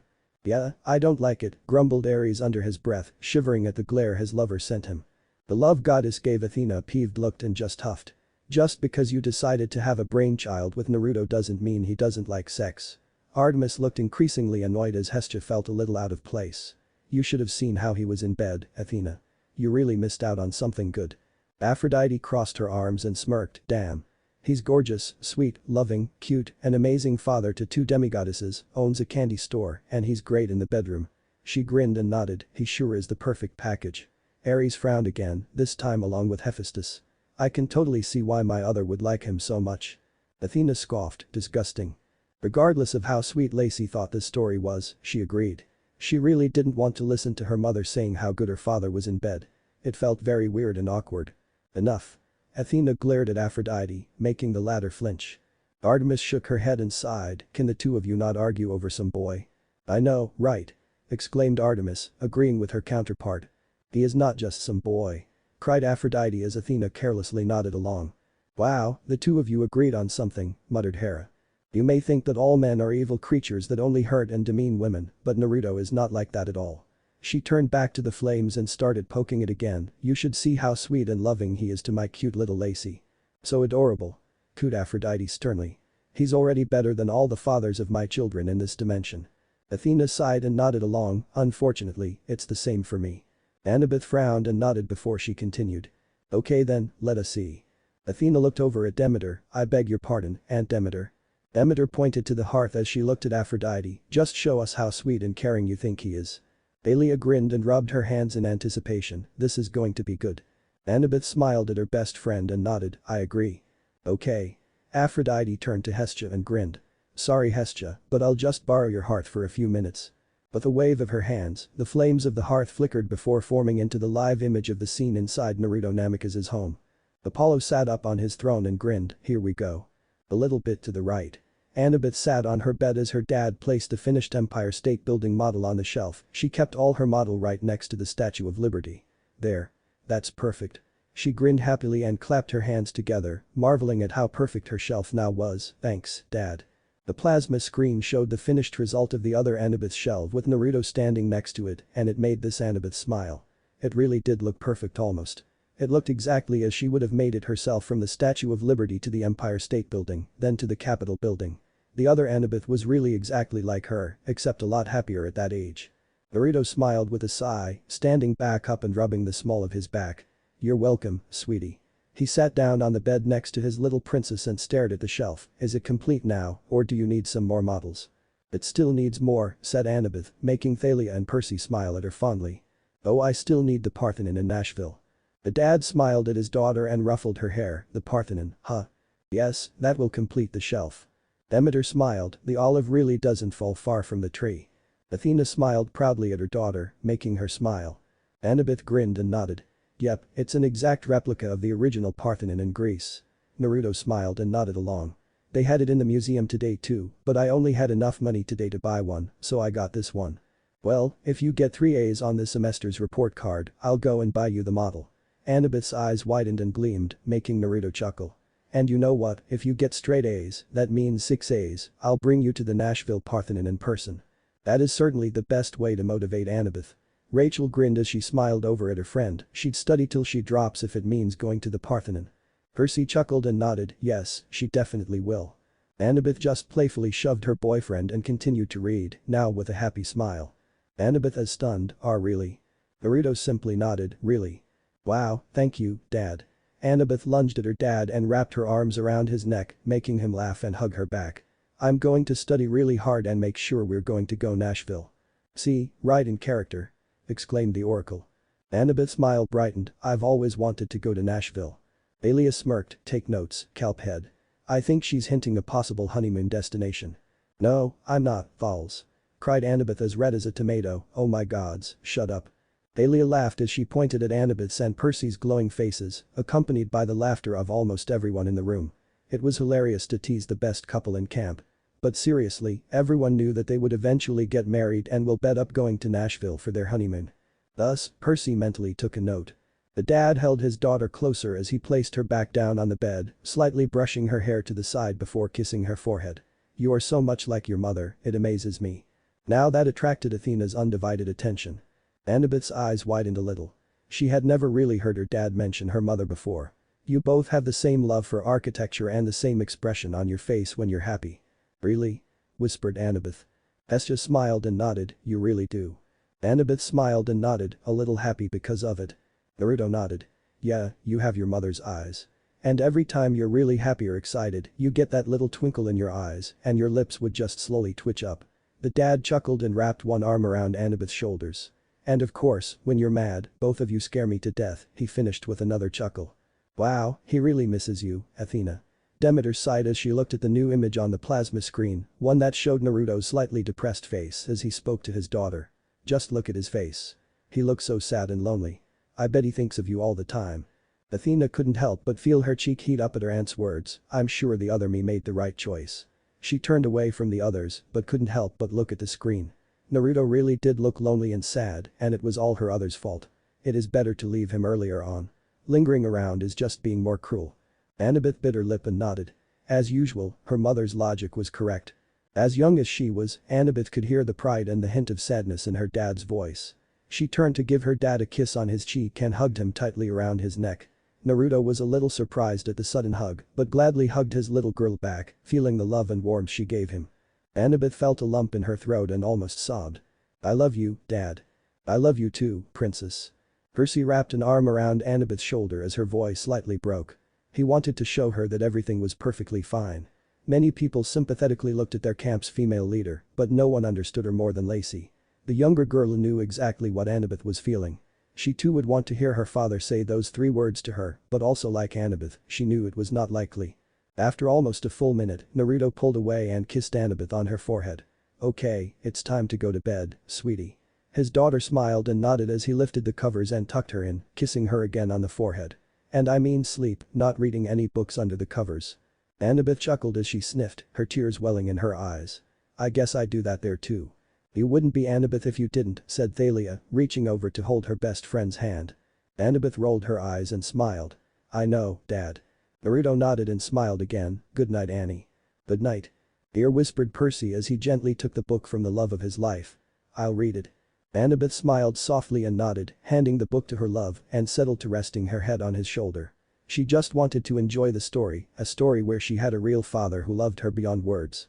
There was no better place to listen to the story than being next to Percy, no, there was no better voice to hearing from than her most precious persons. Poseidon smiled at his son, happy that he had found someone he could be so passionate to. It was truly rare for a demigod. Olympus' main hearth. Hestia smiled at the screen as it showed her hearth with all the goddesses sitting around it. Hestia smiled at the scene she just witnessed in the fire and couldn't help but feel a surge of warmth inside her heart. Aphrodite was right. This Naruto was quite the sweet and loving father, astronomically more than what she could say about her own father. Hades scoffed, understatement of the millennium. The other original 6 Olympians nodded. Naruto was infinitely better than Kronos as a father. It wasn't even a fair comparison. It'd be like saying the Master Bolt was more deadly than a potato gun, completely in different leagues. If Kronos was even half as good a father as Naruto, it would still be the third age. Annabeth looked very happy and loved in the scene, which were usually rare expressions to see on a demigod's face. Nico scoffed softly, "I'll say." Hades frowned when he caught what his son said. "See? Tell me that wasn't adorable, even though it wasn't with my Lacey." Athena genuinely smiled and nodded, "That was really sweet. He really is an outstanding father." Athena nodded with a happy smile on her face. "He is really sweet and loving.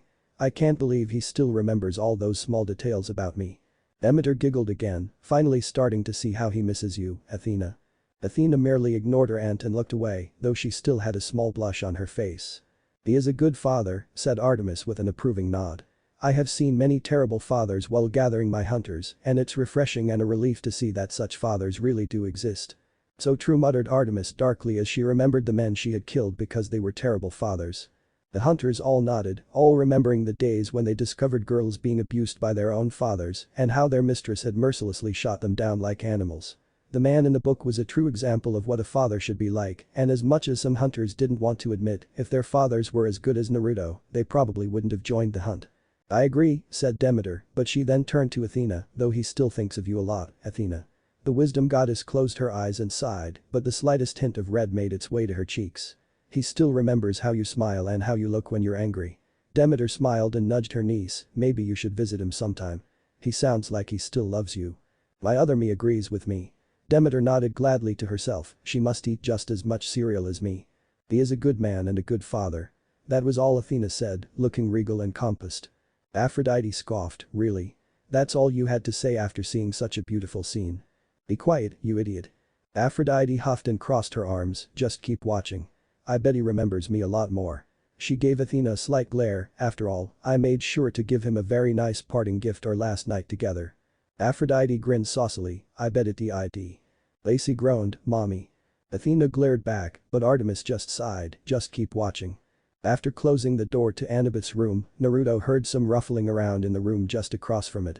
With a smile on his face, he knocked a few times on the door before opening it. Very much unlike her older sister's room, Lacey's room was more messy and unorganized. There were dolls and stuffed animals all over the place, and almost everything was pink. Lacey smiled. Her room looked really pretty. Every time Naruto would step into the room he couldn't but wonder if Aphrodite had been tinkering with the room. The goddess giggled and shrugged, I might have actually done that. Lacey, it's time to go to bed. The little girl was sitting on her bed with her Barbie doll with a comb in her hand. I'm not sleepy yet, daddy, she whined with a small pout, which would usually convince her daddy to let her stay up longer. Can I just play with Lucy a little bit longer? Rue actually smiled at her baby sister, Lacey playing with Lucy. Yep. Replied the girl with a grin. Naruto sighed at the name Lacey gave to her doll and sat down on the bed. No, you have school tomorrow and need to wake up early. He poked Lacey lightly on her forehead before kissing her hair, you need to get your rest and be on your best behavior when you meet your new teacher. Lacey pouted again, it's just a substitute teacher. Travis and Connor smirked. They loved stealing from substitutes. With a knowing smile, Naruto shrugged, I don't know, whoever it is, they may turn out to be your new permanent teacher. But what about Ms. Turner? She asked. Naruto shrugged again, I don't know, but there is a chance. I sure hope not, mumbled Lacey softly. The blonde man stared at his youngest daughter with a loving smile, marveling at how adorable she looked. Unlike Annabeth and Athena, Lacey didn't look like Aphrodite. In Naruto's memory, Lacey's mother had long red hair and warm violet eyes, and their daughter had clearly inherited his traits, his blonde hair and blue eyes. But her attitude was certainly similar to her mother. She had the same love for sweets and had a bubbly personality that would light up the room. He is so sweet. Aphrodite placed a hand on her cheek and smiled at the screen. Naruto was already appealing to her, and she really wished that he had a counterpart in this world. I already feel some love for him. Aries growled, this guy better die soon. Baddy whined Lacey as she climbed under her blanket with a pout. I'm not sleepy at all. That's because you had so much sugar after dinner. You're too hyper to sleep. Naruto brushed his daughter's hair out of her face and smiled down at her.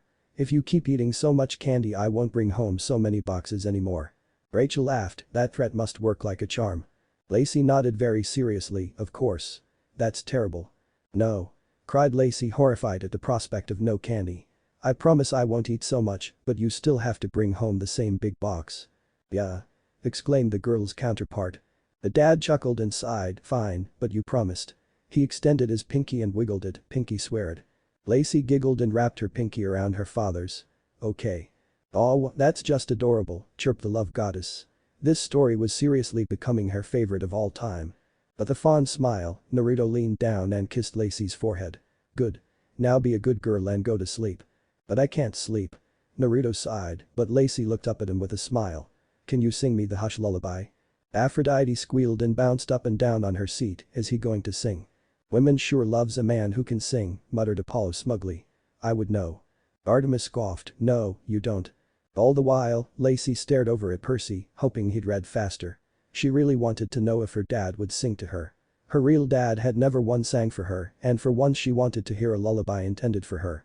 Lacey, you're almost 6 years old. Lacey pouted and clapped her hands together, please you used to sing it to me all the time. Fine. Naruto patted Lacey's head and placed her arms back under her blanket and tucked her in, and she quickly turned to her side, looking at her daddy in joy. He turned around and turned off her lamp before he started to rhythmically pat her on the shoulder. He's going to sing. Cried Aphrodite. Lacey smiled and closed her eyes, deciding to treasure this moment. As if answering her call, the plasma screen shifted scenes again, but this time, it was a video. Lacey opened her eyes and looked over at the screen, biting her lips as she felt tears well in her eyes. She had never seen so much love before. Naruto truly loved his daughters beyond words. Hush little baby, don't say a word. Daddy's gonna buy you mockkingbird. And if that mockingbird won't sing. Daddy's gonna buy you a diamond ring. He has such a beautiful voice, whispered Aphrodite as she stared at the screen, her heart beating faster with every passing second. She was seriously starting to feel something for Naruto, a man for whom she'd never met but already felt familiar. I love it. Lacey nodded as she sniffed, wrapped her arms around her mother's as she watched the screen, imagining that Naruto was her real father and she was really loved by such a warm and sweet dad. The feeling was incredible. Daddy, she spoke inwardly as she stared at Naruto, silently conveying her message. And if that diamond ring turns brass. Daddy's gonna buy you a looking glass. And if that looking glass gets broke. Daddy's gonna buy you a billy goat. And if that billy goat won't pull. Daddy's gonna buy you a card in bull. And if that card and bull turn over. Daddy's gonna buy you a dog named rover. And if that dog named Rover won't bark. Daddy's gonna buy you a horse and cart. And if that horse and cart fold DOWN. You'll still be the sweetest little baby in TOWN. So hush baby, don't say a WORD. Mommy loves you and so do I. Aphrodite hugged Lacey close to her chest and kissed her tenderly on the head. Mommy really does love you, my cute little Lacey. Lacey buried her face into her mom's chest. I love you too, mommy. Finishing on a soft note, Naruto smiled and stopped his rhythmical patting. Lacey was actually asleep and had a tiny sweet smile on her face as she snuggled into her pillow. Naruto couldn't help but give a small chuckle at his little princess. It had been so long since he had sung her that lullaby and it still worked. Thinking back to a few years ago, Hush Little Baby was Lacey's favorite song and it would put her to sleep every time. Unlike Annabeth who never liked any lullabies, he could still remember how Annabeth cried when he sang Itsy Bitsy Spider for her. Athena smiled fondly at the words. Despite the mention of spiders, it was really cute. Her baby daughter crying from hearing Itsy Bitsy Spider. Percy and many others chuckled, making Annabeth blush a little as she continued to rest on Percy's shoulder, holding his arm lovingly as he read. Slowly standing up from the bed, Naruto leaned down and kissed Lacey on the cheek. I love you, my little princess. I love you too, daddy. Lacey almost sobbed as she thought those words inwardly. Damn, that's really mushy, Hermes muttered as he finished watching the scene, not really knowing what to think. Most of the other male gods were the same, except perhaps Zeus, who loved Athena and Artemis just as much. Hestia and Hera had bright smiles as they watched Naruto sing for his daughter. After so many years of overlooking their shared domain of family, it was very pleasant to see such a great father, especially for a couple of young demigods. Both goddesses couldn't remember the last time they saw two young demigods living so happily at home with their mortal parent. It was almost impossible. They really hoped that Naruto existed in their world as well. Even Artemis had a small smile on her face as she watched. It reminded her of the very few times Zeus had sung lullabies for her. She was still a baby goddess at the time, but she could still remember and feel the fatherly love the almighty Zeus had for his baby girl. It really felt nice. If you exist in this dimension, Naruto, I will come find you, thought both Athena and Aphrodite at once, oblivious to each other's thoughts. Olympus' main hearth. Hestia smiled again at the image in the flames. It had been a long time since she had seen such a heartwarming scene. As the goddess of family, she couldn't help but feel happy at seeing such strong bonds between father and daughters. It was impressive that even without a woman in his life, he still did such a great job in raising his girls. Tell me about it, started Aphrodite with a small smile. He's amazing. Hestia couldn't name one male god who could have done what Naruto did. The truth has been spoken. Mockingly exclaimed Demeter as she shook her head at the male gods, mainly at the second-generation Olympian gods, making Apollo, Hermes, Hephaestus, and Ares shift uncomfortably in their seats, all knowing that Naruto was a far better father than they ever had been.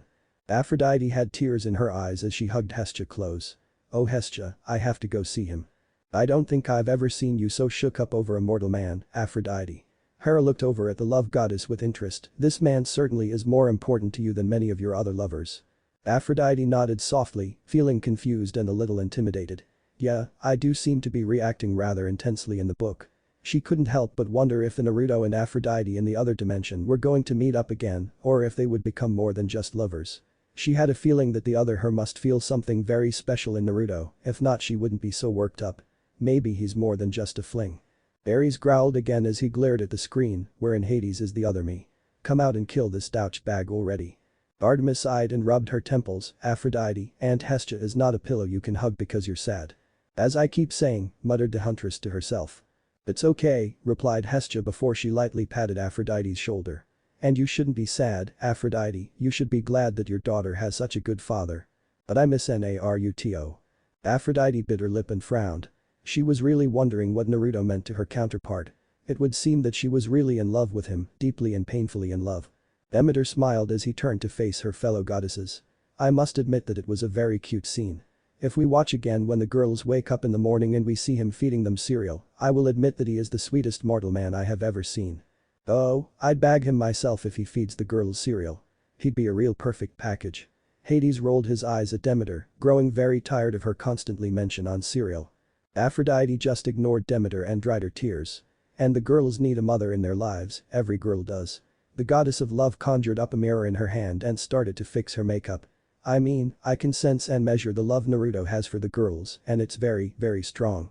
But nonetheless the girls still need a mother.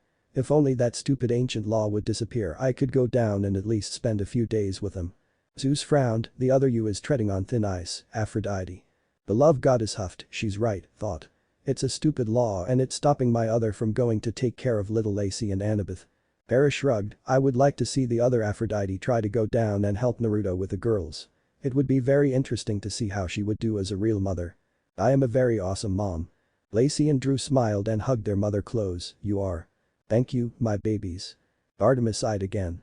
She had a feeling that Aphrodite might actually want to show her daughter some love, but would actually want to spend another romantic night with this Naruto Namikaze even more. I'd be lying if I say I don't want to bang that man's brains out. Shut up, Aphrodite. Cried Artemis outraged, this is hardly the place or time. There is nothing wrong with wanting to make love to such a great man. Hestia bit her lips and nodded. I guess you're right. A family is really not complete without a mother. Hera nodded, I wholeheartedly agree with that. It's okay. I'll send them some of the best cereal in the world. Demeter smiled and nodded to herself. I promise that your girls will grow very well with the help of my cereal. Annabeth shivered. She had no desire to eat dried wheat. All the while, Athena was silent. Oh, that's never good, muttered Poseidon, getting a glare from Athena. She sat beside her aunt with her gray eyes staring into the hearth, her mind running a million miles an hour in thought. Despite how much she hated Aphrodite's usually irrational behavior, but she couldn't help but agree. Athena clearly saw the love Naruto had for both his daughters and was very glad. He was one of the few fathers of her children that didn't feel overwhelmed for burden when she dropped of their child to him. She would always remember how happy Naruto looked when he first held their daughter in his arms. But Aphrodite and Hestia were correct.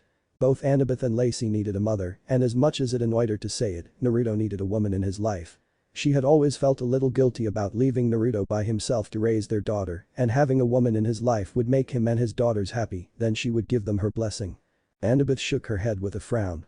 Stepmoms were never good for children. Aphrodite sighed and made her mirror vanish. Naruto should have a woman in his life. Hestia patted Aphrodite's back and smiled. It's okay, I'll be sure to watch over yours and Athena's daughter. Athena looked up at her aunt with surprise. I'm not an Olympian so I have much more free time on my hands. I'll go check on the girls and make sure they're well. Hestia smiled, that would be fun. Athena smiled and nodded. Thank you Aunt Hestia, that would be great. Aphrodite also nodded, you're the cool aunt to most of our immortal children already, so I'm sure the girls will love you. Aphrodite smiled and nodded, definitely. You'd be the best babysitter ever, Hestia, no doubt about it. Thanks, replied the sweet goddess with her usual kind smile. She smiled at Annabeth and Lacey and gave them both small winks, making them smile and giggle back at her respectively. I've always liked taking care of children. Rhea, come back to my place after this, said Demeter to her older sister. I'll give you some top-of-the-line cereal and oatmeal to bring to the mortal world. Hestia just smiled at her sister, sure, sister. Can we go for ramen again tonight, daddy? Drew scrunched up her face, how could you eat so much starch? Naruto sighed as he walked towards Good Elementary, holding on to his daughter's hands as they headed towards the kindergarten building. Not 2 nights in a row. Maybe we'll go again this weekend. Annabeth held open one of her many books with her free hand as she looked around. Hey dad, I have to go meet Percy soon. He said he doesn't get some of the homework we got yesterday and needs my help before class. Travis sniggered, some things really don't change at all. Yep, Kelphead is stupid here and there, teased Dahlia as she sent her cousin a smirk. Ha. Ha. Percy gave them all a flat look and continued to read. With a chuckle and slight worry, Naruto reluctantly nodded. Sure, go look for Percy. He leaned down and kissed Annabeth's princess curls and hugged her slightly. Be sure to be here at 3 o'clock sharp. Annabeth rolled her eyes with a smile, I know, Dad. She playfully slapped Lacey's shoulder with a smile, bye Lace. Bye Annie. Lacey and Annabeth both smiled at each other. It would be really cool if they were actually blood-related sisters. Continuing his way to the kindergarten building, Naruto lifted Lacey into his arms. He was still a little worried about another monster posing as someone in the school and wanted to hold his little girl close. Lacey sighed again at how lucky her counterpart was. But when they arrived at the usual building, there was a large group of students along with their parents standing outside the building. Naruto heard some of the mothers talking about the new teacher and saying she looked sweet and beautiful. Is that who I think it is? Asked Apollo. Zeus sighed, I think so. Naruto looked over at the door of the building and there was a new lady shaking the hands of the parents. He had to admit that she was really beautiful, not like Ms. Turner, who was alluring and sexy. The new lady was pretty in a sweet and loving way, and even from so far away he could see the incredible warmth in her eyes. She had long black curly hair and was wearing a simple white blouse with beige dress pants. Hestia blushed a little but remained calm, though Aphrodite certainly saw it and smirked. It seemed that Hestia liked the family man type, despite being a virgin goddess. As the parents dropped of their children and left, the lady eventually came to shake Naruto's hand. "Hello there." Naruto smiled and gladly shook her hand. "Hello. I'm Naruto Namikaze and this is my daughter, Lacey Namikaze." The lady smiled and gently touched Lacey's cheek. "You're really cute, Lacey." Lacey giggled happily, making the lady smile wider before turning back to Naruto. "It's very nice to meet you, Mr. Namikaze. I'm Ms. Tia Hess." "Great alias, Sister," Demeter with a smile. "Be quiet, sister. It's not that bad." Hestia blushed harder and looked away. She smiled, making Naruto feel warm and comfortable. "I'm the new kindergarten teacher. We're going to have a very fun year together, Lacey." Okay, that's the end of the second chapter. Percy set the book down and looked around. Who wants to read next? Alia smirked and snatched the book from her cousin. "I'll read it." Chapter 3. Naruto had always loved picking his daughters up from school. They always looked so happy when they see their family car drive into the parking lot. Annabeth had stopped being overly enthusiastic since she started to mature past her age, but Lacey was still the same. Every day, when he would step out of the car and greet them, Lacey would run over to him as fast as she could and jumped into his arms. She could cry out daddy and immediately fire question after question, like, "Can we go get ramen for dinner?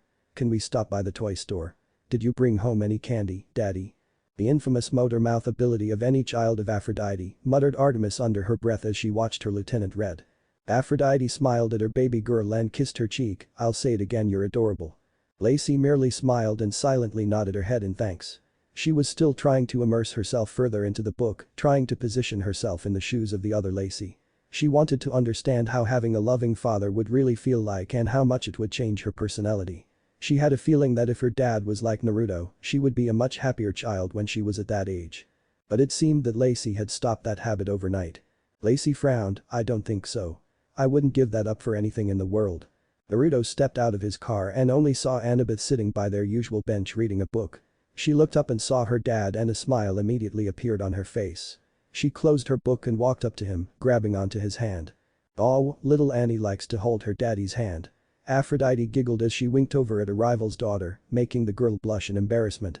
"It's so sweet. I love seeing how close and the girls are to Naruto." Athena smiled to herself and nodded, silently agreeing. Much like Lacey, Annabeth was also immersing herself into the Annabeth inside the book and she was really enjoying herself. It was too good to be true. To have a childhood with such a great father and with no encounters with monsters. When she was that age she had already ran away from her cold and foreign home and was trekking across the country with Thalia and Luke. The other Annabeth was going to school and cooking at home with dad. If only. "Hey Annie," said Naruto with a smile before he ruffled her princess curls. "Where's your sister?" "She's over there, chatting with her new teacher." Demeter smiled and rested back on her throne, "So that's where she is. She's spending some quality time with her grand aunt." Hestia smiled also. "I do love taking care of children." Annabeth pointed over to the kindergarten building and Naruto was a little surprised to see a crowd of kids surrounding the front entrance. Curious and a little worried, he led Annabeth over by the hand. From where they stood, Naruto saw a few parents off to the side of the crowd, smiling as they observed what was happening. Then the blonde realized that one of the parents was Sally Jackson, who had a morning shift with him just this morning. She was holding on to her son, Percy's, hand as she smiled at the scene. Now he was really curious. Little Percy likes to hold his mommy's hand too. Aphrodite giggled as she looked over at the hero of Olympus, who was blushing at the laughter around the council chamber. "Both of you are so cute. No wonder you become my favorite couple to root for." Ares scoffed, "Mama's boy." Percy glared at the obnoxious god of war, but Hera was the one who spoke up. "Don't say it like it's a bad thing. A good son should be close to his mother, unlike you." The queen crossed her arms and ignored the rolling eyes of her son. If only more sons would love their mothers so much. Annabeth was curious as well, so she followed her dad's pace, holding onto his hand all the while. She had wondered if she was a little too old to hold her dad's hand, but then she saw Percy holding onto his mother's hand, so it should be okay for her. Percy gave his girlfriend a look. "Really?" "What?" asked Annabeth innocently as she held onto his hand tenderly. If it's alright for a boy to hold his mom's hand, it would perfectly fine for a girl to hold her dad's hand. "Hey Sally," greeted Naruto with a smile. Sally looked over at saw her boss and smiled back at him. "Hey Naruto, you're here too, huh?" Percy smiled. "It's so awesome that our parents know each other so early on." Annabeth merely nodded with a smile and rested her head on Percy's shoulder, hugging his arm close. "Yep," with a curt nod, Naruto turned to the Percy. "Wow, you've been growing, Percy. You're going to be taller than me soon." The son of Poseidon sighed happily. He had always wanted a nice male role model when he was younger, and his other self had one in his future father-in-law. In all honesty, anyone would be better than smelly Gabe and his poker buddies. Percy really hoped that Naruto would beat Gabe up in this book. The blonde smiled and ruffled Percy's hair, making the boy smile a little. It must be all the blue candy. They have all the nutrients. Ha! Exclaimed Travis, the blue food exists in that dimension too. Annabeth rolled her eyes, I never understood the blue candy. Sally chuckled and nodded, it's an inside joke. Percy smiled at the thought of his mother's rebellious streak against Gabe, the bane of her existence. He relished in the thought of that man working as a statue in some museum somewhere, paying for his mom's tuition. Sound justice if there ever was any. Yeah, wise girl. The blue candy is good for me. Percy was a little peeved that Annabeth kept telling him that his teeth were going to rot if he kept munching on blue M&Ms during class. Not rotting teeth for me. Keep thinking that and you'll end up with no teeth, seaweed brain. Oh my gods, even the nicknames are the same. Exclaimed Thalia with a smile, I guess the two of you are just soulmates or something, you might be together in every single dimension. Aphrodite giggled along with Lacey and Drew, I could see that happening. I think my counterparts would also see the two of you as their favorite couple. Annabeth and Percy both blushed, but the latter pulled his lover closer to him, kissing the top of her head. Naruto chuckled and wondered out loud, seaweed brain. Percy crossed his arms and huffed. I was eating a lot of dried seaweed on day and she started calling me that. A different reason, but I could see the logic behind it, mused Annabeth with a smile as Percy traced small circles on her shoulder. Sally giggled at the aptly placed nickname, well I think it's really cute. Naruto just chuckled at the pair of childhood friends and turned to look at the group of kids surrounding the kindergarten entrance. At first he didn't notice anything, but then he saw that the new teacher Ms. Hess was handing out trays of cookies. Artemis licked her lips at the thought of her aunt's cookies, oh, those are so good. The hunters stared at the mistress with a hint of comprehension, it was a little weird to see their immortal and powerful leader act so immaturely in front of Lady Hestia. Hestia giggled at her little niece, I'll make some for you later at the hearth. Oh, whined Apollo as Artemis's eyes sparkled, now I really want to come. She looked as beautiful as ever. Her long wavy black hair swayed from side to side as she hugged each child that eagerly took some cookies from her. Her eyes dancing with joy at the smiles and grins on her students' faces. It almost made Naruto blush. She was breathtakingly stunning in a sweet and genuine kind of way. He had never seen such a thing before. Hestia blushed again and avoided many people's stares. Hestia, are you trying to charm my man away?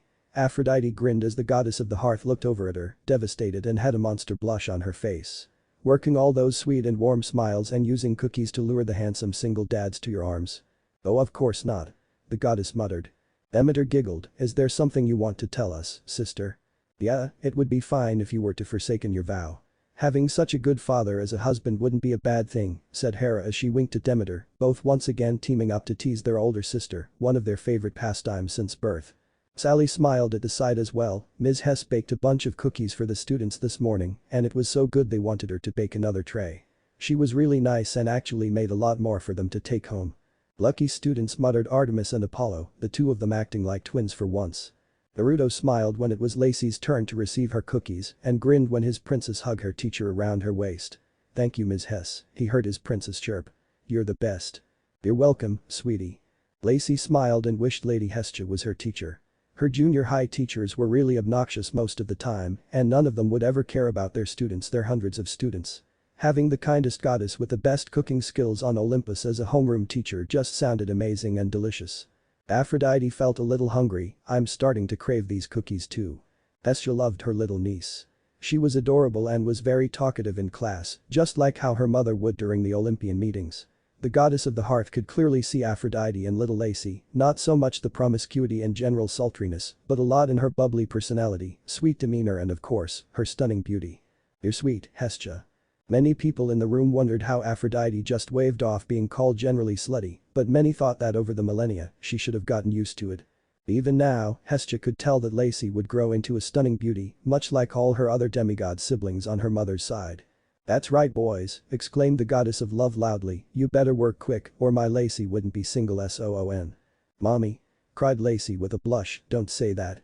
Alia ran on to save Lacey the embarrassment. Daddy. She heard little Lacey yell. Aphrodite smiled fondly, you look so happy when you see your daddy, she whispered as she hugged still blushing Lacey close. Hestia smiled happily when she saw Lacey run to hug her father, who was actually looking at them from the side of the school. It was wonderful to see such familial love from the mortals who had bonded with the gods. Most other companions of the gods had suffered tragic fates, even in such modern times the women of Zeus, Hades and Poseidon were clear indications. Zeus cleared his throat as he shuffled uncomfortably on his throne, something his brothers mirrored. All of the big three avoided the glances of their children just a little ways away from them. For Thalia and Nico, their mortal parents' lives had been ruined because of the gods, and they weren't exactly okay with it. It was a relief that someone who had children with both Athena and Aphrodite could still be so happy. You make it sound like we'd kill him or something. Hestia looked over at the goddess of love with a small smile. No, but it is nice to see them without severely broken hearts. Aphrodite frowned and rested back on her seat. I guess so. In the eons that she had known Aphrodite, never had she seen her pine after a mortal man so much. Even with Adonis, all those years ago, she would forget about him and move on to either a new man or back to Ares, but this Naruto person was different. The affection Aphrodite showed to him when they all looked at them through the hearth was much more serious and loving than with her other lovers, perhaps even more so than Ares. The room was silent after Thalia read those lines, and most people glanced over at Aphrodite, who was looking down at her hands. All the Olympians were a little shocked to hear the other Aphrodite act so passionate and true about one mortal man. It was a little disconcerting. They couldn't help but stare at the usual bubbly love goddess, who looked oddly serious in stony silence. Her eyes were piercing as her mind raced about the possibilities. Is it even possible for me to feel so strongly for one mortal man? For eons she had wondered if there was a higher form of love, a kind of affection that was stronger than anything else, a kind that would withstand time, and she had never found it. The most passionate love Aphrodite had experienced was the continuous flings she had with Ares, or maybe the few years she had spent with Adonis, but honestly, if that was the limit of love, she would be disappointed. Maybe my counterpart found something in Naruto, someone stronger. Ares and Hephaestus both frowned at the wording of the book. The god of war had never thought that his lover would feel more for a mere mortal than with him. It shouldn't be possible. What could a mortal offer that he, the god of war, couldn't? It felt unnatural. Hephaestus was also feeling a little angry and jealous. Regardless of his looks and stature, he should still be more appealing than a simple mortal. For his wife to so fond of one human was sickening and made him feel worse than normal. All the while, Hestia looked over at Aphrodite and smiled, hoping that she would one day find that special someone. Hestia wondered what was so special about this man that he made the goddess of love fall for him so real and hard. That's what we all want to know, thought nearly everyone in the council chamber in unison. Hello again, Ms. Hess. Naruto stepped up to the new teacher as the other parents slowly dispersed after their children were done with their cookies. Thank you for giving the children the cookies. No problem at all, Hestia replied with a smile, her eyes warming everyone's soul. I had a lot of time today and all the kids were very well behaved and deserved a treat. Hestia giggled and patted Lacey's cheek as she sat comfortably in her dad's arms. And Lacey here is already one of my favorite students. You're my favorite too, Ms. Hess. Lacey smiled happily, feeling good from just imagining being in her counterpart's shoes. Hestia then noticed Sally and smiled at her. Hello there. Hi, replied Sally as she extended her hand. It's nice to meet you, Ms. Hess. My son isn't in your class, but I've already heard good things about it. Well, I am going to be teaching some of the older classes as well, so I might have him in my class later. Hestia wanted to have both her great nieces in her class, so she used the mist and manipulated the principal to assign her Annabeth's class as well. Demeter smiled, you do have a mischievous eye, don't you? Hestia smiled back and merely shrugged, doesn't everybody? As the caring older sister, Hestia had seen the playful sides of all her siblings, even Hades. Though the Lord of the Underworld's definition of playful may be designing new torturing techniques for the fields of punishment. Annabeth sighed and snuggled deeper against Percy, I hope my class will get cookies too. Sally smiled and gestured to the boy holding onto her hand, Percy, say hello. The boy smiled up at the nice lady and waved, hello Ms. Hess. Hestia froze a little at the sight of the distinct green eyes that were staring up at her, but quickly composed herself. Hello there Percy, how are you? Athena smirked, so she knows. Poseidon sighed as Percy paid full attention to the book. So not only do we meet early, I might actually find out about Dad much sooner than I did here. Annabeth nodded as she too thought over the situation, damn, this is going to be completely different in the end. I'm good, thanks. Naruto smiled and stepped forward also, in that case, Ms. Hess, this is my eldest daughter, Annabeth. The blonde girl needed to push from her dad and gladly walked up to the new teacher with her hand extended. Hello Ms. Hess. It's nice to meet you. Hestia giggled and shook the girl's hand, clearly seeing Athena in her. I really do hope you teach our class. Athena gave a small smile at the image on the screen. Even at her young age, her daughter already had the confidence of an intelligent young woman. Well, we don't want to keep you here all day, Naruto smiled and shook the teacher's hand again. It's very nice to meet you, Ms. Hess. We'll see you again tomorrow. Yes, have a good day, Mr. Namikaze, Sally. Hestia smiled and winked at the children, and I hope to see you all in class. Bye, cried out Lacey with a large grin. Bye, Ms. Hess. Aphrodite, having decided to put her thoughts to the side for now and focus on the book, kissed her little girl on the cheek and pulled her close. I should have watched Lacey more when she was younger, she is just so cute. But bye. As the group walked on into the distance, Hestia sighed and closed her eyes. The entire situation had changed entirely. Not only were Athena and Aphrodite's daughters attending her school, but her younger brother, Poseidon's son, was also present. Why, I am even surprised. At least I'm not as bad as Mr. Mile High Club over there. Poseidon pointed at Zeus and gave his older sister a look, as if he was whining. Zeus glared at the Lord of the Seas and crossed his arms. He wanted to get back at his brother, but not when his wife was glaring at him. He wanted to get laid tonight, and the last thing he needed was for his beautiful wife to kick him out of the bedroom again. Hestia merely gave Poseidon a stare, making him turn away sheepishly. Older sister. Thalia was about to read on, but just like before, a bright light appeared in the middle of the room. Everyone looked away and wondered what was happening, but instead of more books, a humanoid figure was revealed as the light died down. All the demigods and hunters stared at the figure, but didn't recognize who they were, though they realized that it was a woman. Thalia, Percy and Nico couldn't help but feel warm and cozy when the woman looked over at them. Her eyes were loving and affectionate. She was also incredibly beautiful, perhaps just as beautiful as Hera or Aphrodite. She was unlike any goddess they had seen before. Her aura felt different and she seemed extremely powerful, even more so than Hera, Hestia and Demeter. Mother. Her identity was soon clear when all 6 original Olympians stood from their thrones and sped over to the woman, all with smiles on their faces. Demeter was the first to the woman and gave her a tight hug, with Hera and Hestia mirroring her actions soon after. Even the big 3 looked affectionate and excited. Zeus's smile was larger than the demigods had ever seen him smile. I've missed you, my little babies. Mother Rhea lovingly hugged her children and gently kissed each of them on the forehead or cheek. It was a little odd for the demigods to see the almighty Olympians act more like children than gods in front of their mother. It was even odder to see all the second-generation Olympians stand and bow to the mother of the gods. Grandmother. Aphrodite was the only one who simply stood and casually winked at Rhea. About time you came to join us, Rhea. Athena smiled back at the goddess of love. Yes, the fates have contacted me as well and told me to come here. Apparently I play a part in whatever story you are reading and should be here to listen to it. Zeus snapped his fingers and an additional throne appeared between his and Poseidon's. Have a seat, mother. We will continue the book. Rhea nodded and patted her youngest son's arm. I will, but the throne must wait. The mother of the gods smiled at all her grandchildren and great-grandchildren sitting in the couches and walked over to them. I want to spend some time with my little grandbabies and great-grandbabies first. All the demigods felt a little nervous when the almighty Titanus walked up to them, but her warm and loving aura quickly eased their nerves. I've wanted to meet you all for so long. Thalia smiled at her grandmother as she sat down between her and some hunters. It's nice to meet you, grandmother. Rhea smiled and patted Thalia's head. Well, I know about all of you. I often watch over Artie's hunt and Camp Half-Blood. The demigods felt very cozy around Rhea and all smiled at her, even Nico. But enough about me. Please read on, my dear. Thalia nodded and continued the chapter. Located on 5th Avenue, Manhattan, New York, overlooking the vast Central Park, were series of high-end apartment buildings. The tallest one was right at the center. It was decorated with various Greek white statues along its outer walls and had beams of light casting colorful shades on its various pillars.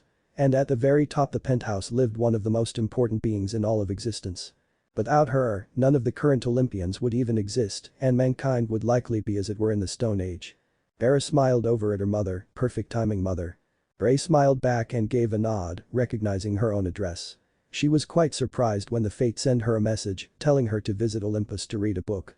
It was intriguing to know that there was another dimension and they could learn about them. Needless to say, when the fates had mentioned the words parental bonding, Rhea decided to join in. Like Hestia, Rhea yearned for her family to be closer. Mom, I'm home. Mother Rhea, the mother of the older Olympians and retired queen of the universe. Known as the Titan of beauty and motherhood, Rhea was stunningly beautiful with warm and loving eyes. She was all 3 of her daughters put together, with only their positive factors. She was as sweet and loving as Hestia, as passionate as Demeter, and was as beautiful as Hera. Everyone in the room had to agree on that statement. Mother Rhea was perfect. It was unfortunate that she had to marry such a psychotic asshole. And above all, she was her children's most precious and important person. From Hades to Zeus, all of them loved their mother unconditionally. Love you all, too. The Olympians all smiled back at their mother, the most important person in their lives. Rhea, with her luscious blonde hair styled into an intricate braid, dressed in an elegant white dress that displayed her stunning beauty and womanly figure, stepped out to greet her favorite daughter with a smile. "How was your first day at work, dear?" Hestia rolled her eyes playfully at her mother's teasing and quickly wrapped her arms around hers. It was quite fun. All the kids are adorable and well-behaved, especially little Lacey. The godly mother and daughter stepped into their living room. I met Annabeth as well, and as you would expect, she's like a little Athena. Rhea looked over at the daughter of Athena, for whom she had heard about a lot. One of the saviors of Olympus and a brilliant young woman whose intellect and bravery were only matched by her beauty. So far Rhea had to agree with the rumors she had heard, but besides the girl's appearance and intelligence, she didn't seem like a daughter of Athena, she looked far too happy snuggling with the son of Poseidon. Rhea smiled. It was nice to see that old feuds didn't ruin new bonds. Rhea smiled, I still find it funny that those two found love in the same mortal. Ares scoffed, I know, right? Apollo nodded at his brother's words, yeah, who would have thought that one of Dite's pretty boys would also be one of Athena's crazy smart mortals. As I said before. The perfect package. Exclaimed the love goddess with a grin. Mr. Namicus is quite handsome, so he's bound to attract Aphrodite. Athena had told us that he's also very smart when it comes to warfare, though I have no idea how he would have such knowledge. If he is such a good man, perhaps you would feel something for him. Rhea gave a small laugh, still trying to find Hestia husband, mother. Hestia sighed as Rhea perked up, you bet I am. I want all my babies to have a good family, especially your sister since she's the goddess of family. The mother of the gods looked over at her eldest who was tending the hearth, no to mention that she'd be an amazing mother. Even I have to agree with that, Aunt Hestia. Artemis smiled at the kind goddess, growing up with your home-cooked meals would be amazing. Hestia merely smiled at her family before focusing on her mother, I'm quite happy now, mother. Hestia rolled her eyes again and smiled at her mom, very funny, mom. The mother and daughter sat down on their couches with Clash of the Titans playing on the TV. To Rhea, that movie was almost a comedy. Saying her eldest son used a part of his flesh to create a creature known as the Kraken certainly was an interesting concept and utterly hilarious. Yeah, not one of your best work, Apollo, said the Lord of the Underworld. The sun god shrugged, the audience wants new twists. And if there was one thing Rhea thought should stop, it would be to stop giving past heroes bigger egos. Perseus only slayed Medusa and certainly did not kill an apocalyptic monster that was reserved for someone else. Who is it reserved for? Asked Percy, not knowing which hero his grandmother was talking about. Rhea actually looked surprised, I have no idea what my counterpart meant. Athena narrowed her eyes and crossed her arms, that is the first misalignment between our worlds. Well, there is some bad news. Rhea raised an eyebrow, what is it? Hestia sighed and leaned back fully on the couch. I met a student today, a friend of Annabeth, I think and he has very peculiar green eyes. Rhea sighed. She already knew what was coming next. The same shade as Poseidon's. His name is Percy. You told on me, sister? Cried Poseidon, a little hurt his nicest sister and former crush would say such a thing. Hestia smiled sheepishly, sorry brother, but it is important. Percy felt a little awkward and could only wonder what his grandmother would do to his father. Their brothers are always like this. The big three fidgeted in their thrones, avoiding the stern look their mother was giving them. All three of the wives Hera, Amphitrite and Persephone teamed up wouldn't be as frightening as their mother alone. He broke his oath and now there's a half-blood who can fulfill the prophecy. Hestia rubbed her temples and pursed her lips. If Hades finds out then young Percy may end up like young Thalia. He better not, brother. Poseidon muttered as he stared at his older brother. The Lord of the Underworld scoffed, you did nothing to me so I'll do nothing to your son. You should be more worried of Mr. Zap happy over there. Zeus glared at his brothers, enough. This argument ended with the end of the great prophecy. Thalia, Nico and Percy looked at one another, all relieved that their lives were no longer targeted by the gods for the most part. Being the children of the big three really came with its own problems. Rhea sighed once more before she stood up and grabbed her daughter's hand.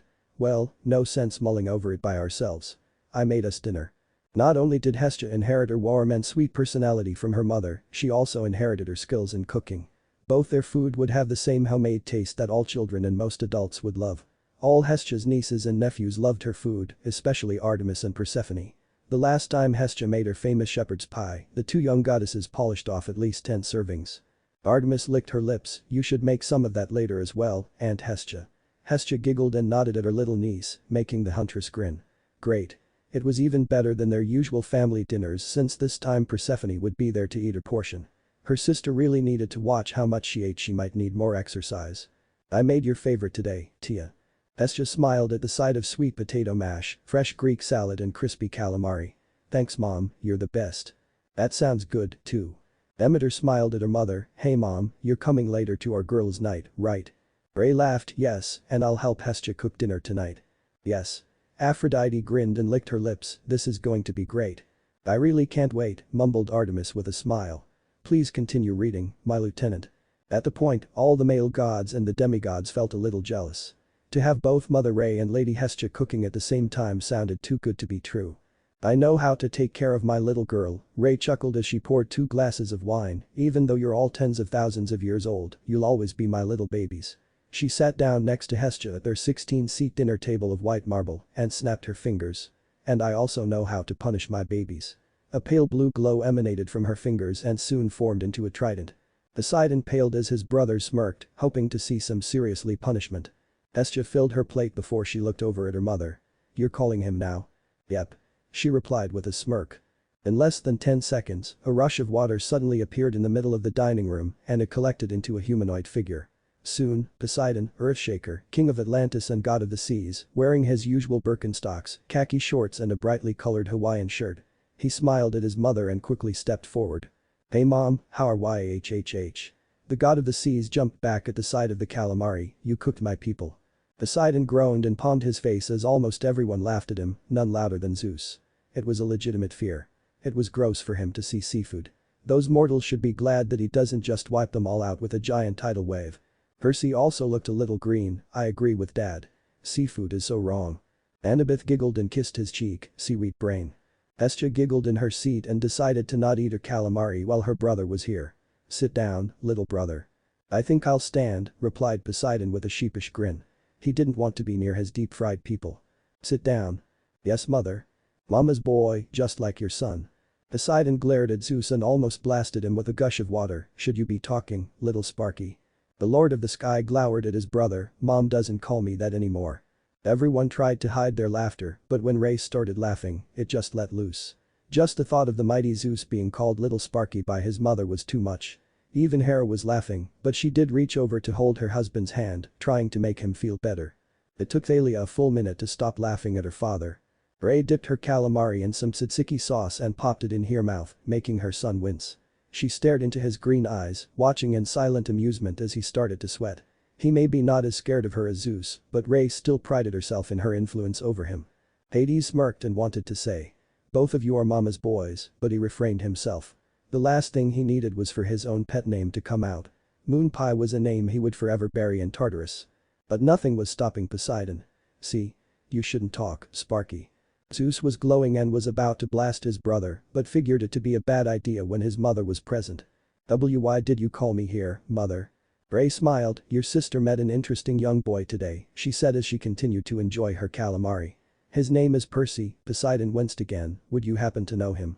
Poseidon tried to think of a quick lie, but one look from his mother made him flinch. So before long, he just sighed. I'm sorry, mother. I didn't mean to.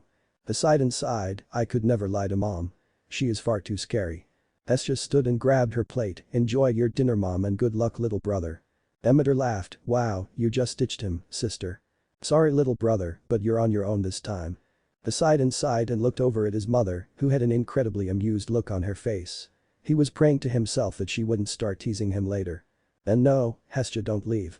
At least with Hestia around, Ray wouldn't be as scary. Hestia giggled and waved before she vanished in a burst of flames, teleporting back to her room. Poseidon bit his lips as he turned back to his mother, sweating profusely at the stare she gave him, it made his wife's glare look tame and cute. Honestly, he would rather fight Hera and Demeter together than face his mother.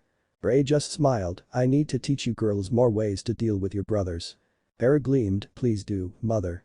Zeus paled considerably at the thought. Ray smiled as she pushed the plate of calamari towards her second eldest son. Go on, dear. I made you dinner. The horror. Cried Poseidon, mother, that is terrible. Hey, started Ray calmly, my calamari is delicious and all your siblings love them. Percy shivered and snuggled closer to Annabeth, if I ever do someone in the future to piss you off please don't make me eat seafood.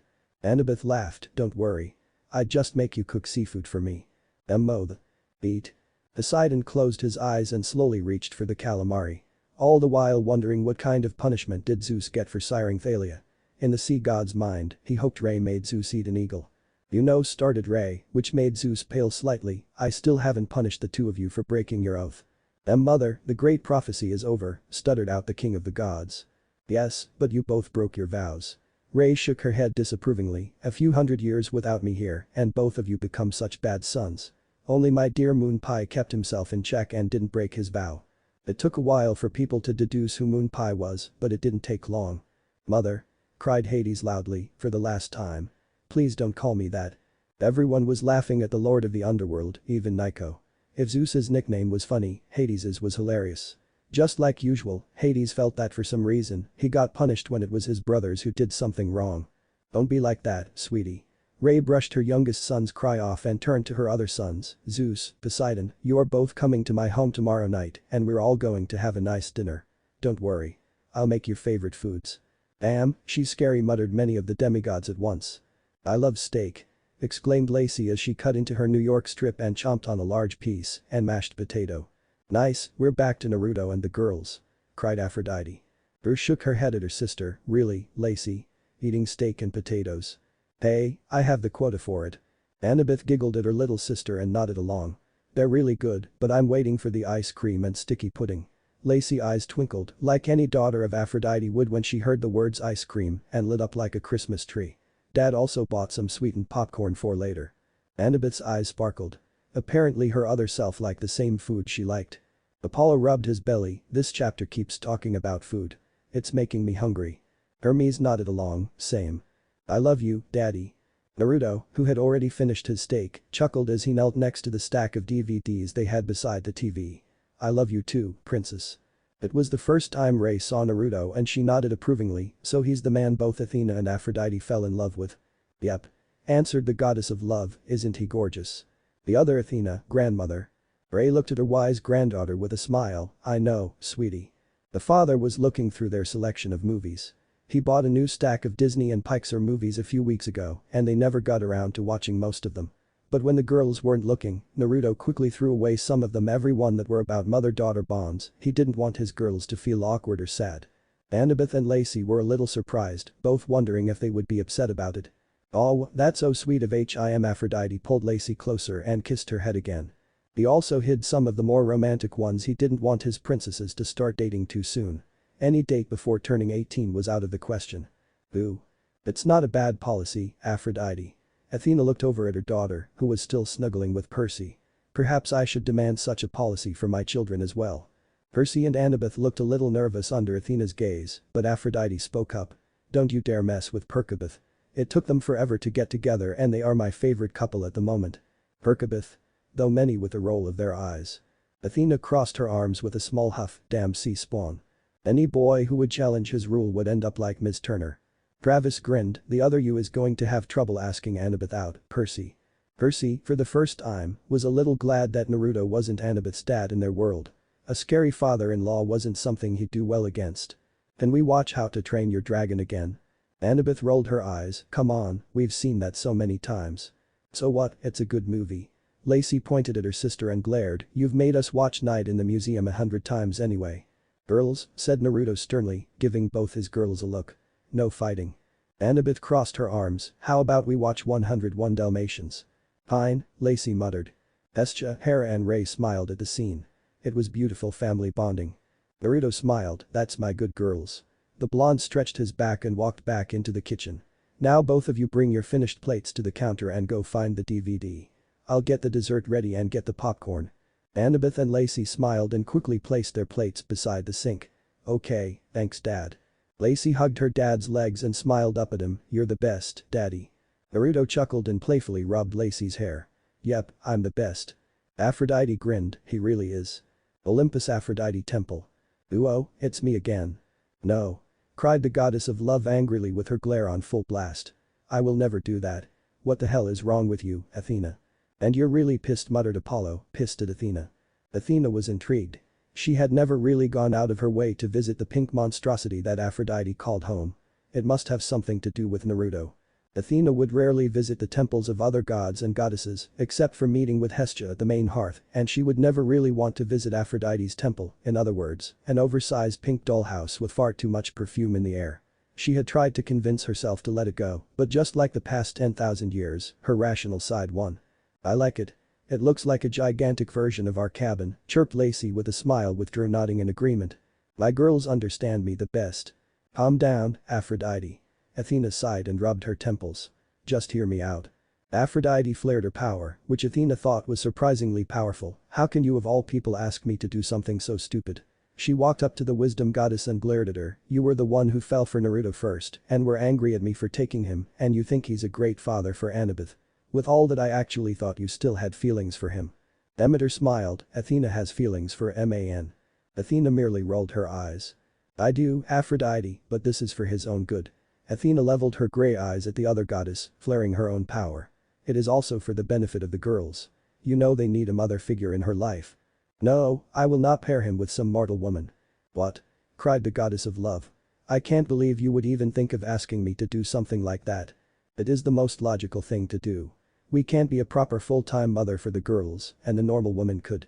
Athena crossed her arms and barred her power-filled grey eyes at Aphrodite. A stepmother may not be as good as a real mother, but at least the girls would have a mother figure in their lives. Annabeth bit her lips. Stepmothers are terrible. Nothing can replace a real mother, and those mortal women will never understand a demigoddess. Aphrodite shook her head. Get real, Athena. What would you do when the stepmother has a child of her own with Naruto?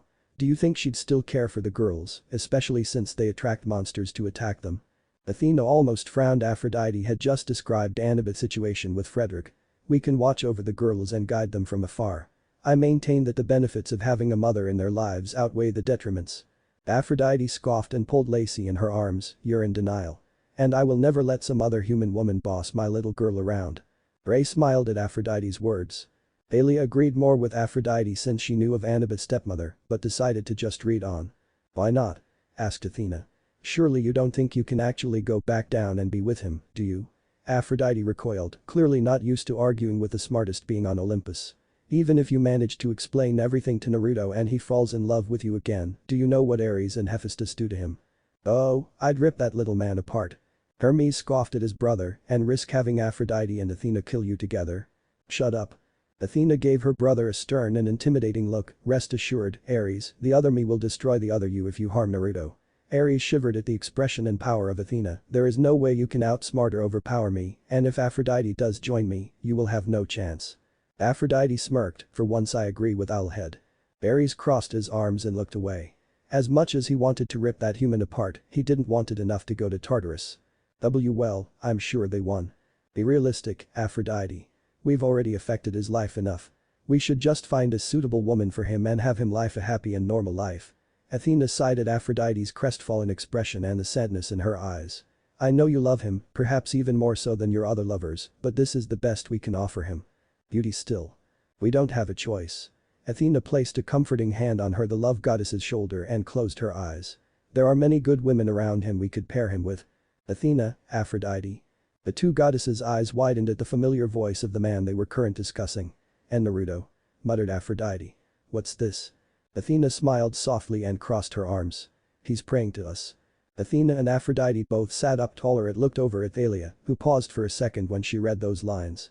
This would be first time they would see interactions between Naruto and the two goddesses. In the decade that Naruto had spent with his daughters, he had never really prayed to their mothers. They had each told him that if he wanted to speak with them, he could pray to them. He had wanted to pray many times. Perhaps it was nervousness or fear, but he had never actually prayed. A long time had passed, but deep inside his heart, he knew that he still had feelings for them. Athena, the brilliant and confident woman who challenged and attracted him at an intellectual level, and Aphrodite, the most passionate, loving and beautiful woman he had ever laid eyes on. Athena and Aphrodite both stared at the plasma screen, at Naruto who was deep in thought. The goddess of love felt her heart flutter at how Naruto described her, feeling loved and cherished much more than she felt with Ares.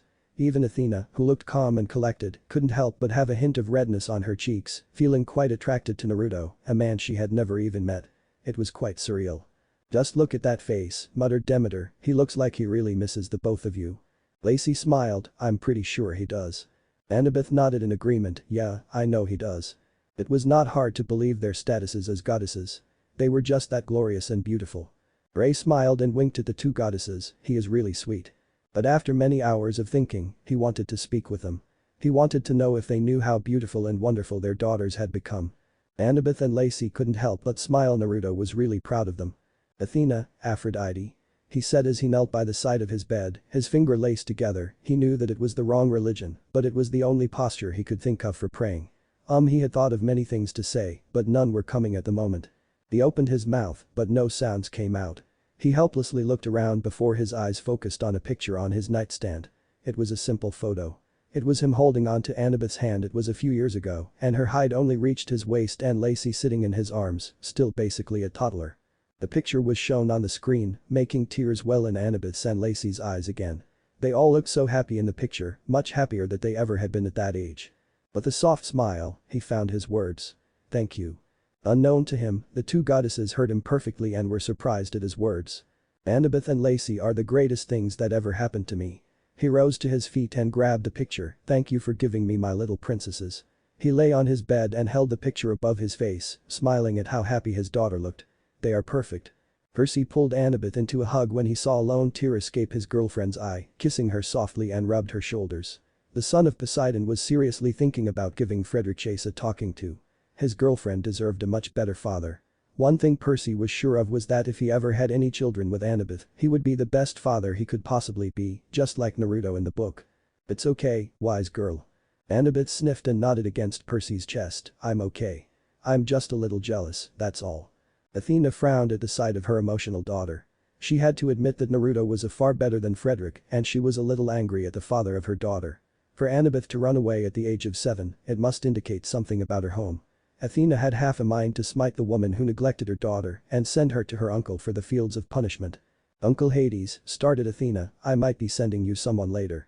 Hades looked at his niece and almost shivered at the cold look in her eyes, noted, niece. Many beings, gods and demigods, all shivered at the expression on Athena's face. Out of all the Olympians, Athena was perhaps the worst goddess to anger.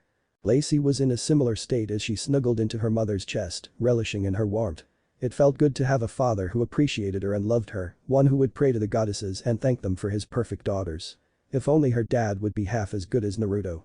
Aphrodite kissed Lacey before looking up at Hades. I probably will as well. She gritted her perfect teeth and furrowed her brows. Make sure to treat this one with creativity, Hades. Hades raised an eyebrow at the goddess of love. I'll be sure to. Olympus Aphrodite Temple. Oh, Naruto. Aphrodite smiled fondly at the voice of her lover as she sat down on her sofa in a daze. You're so sweet. Athena sat next to the love goddess and smiled along. He really loves the girls. Rhea smiled and nodded in agreement.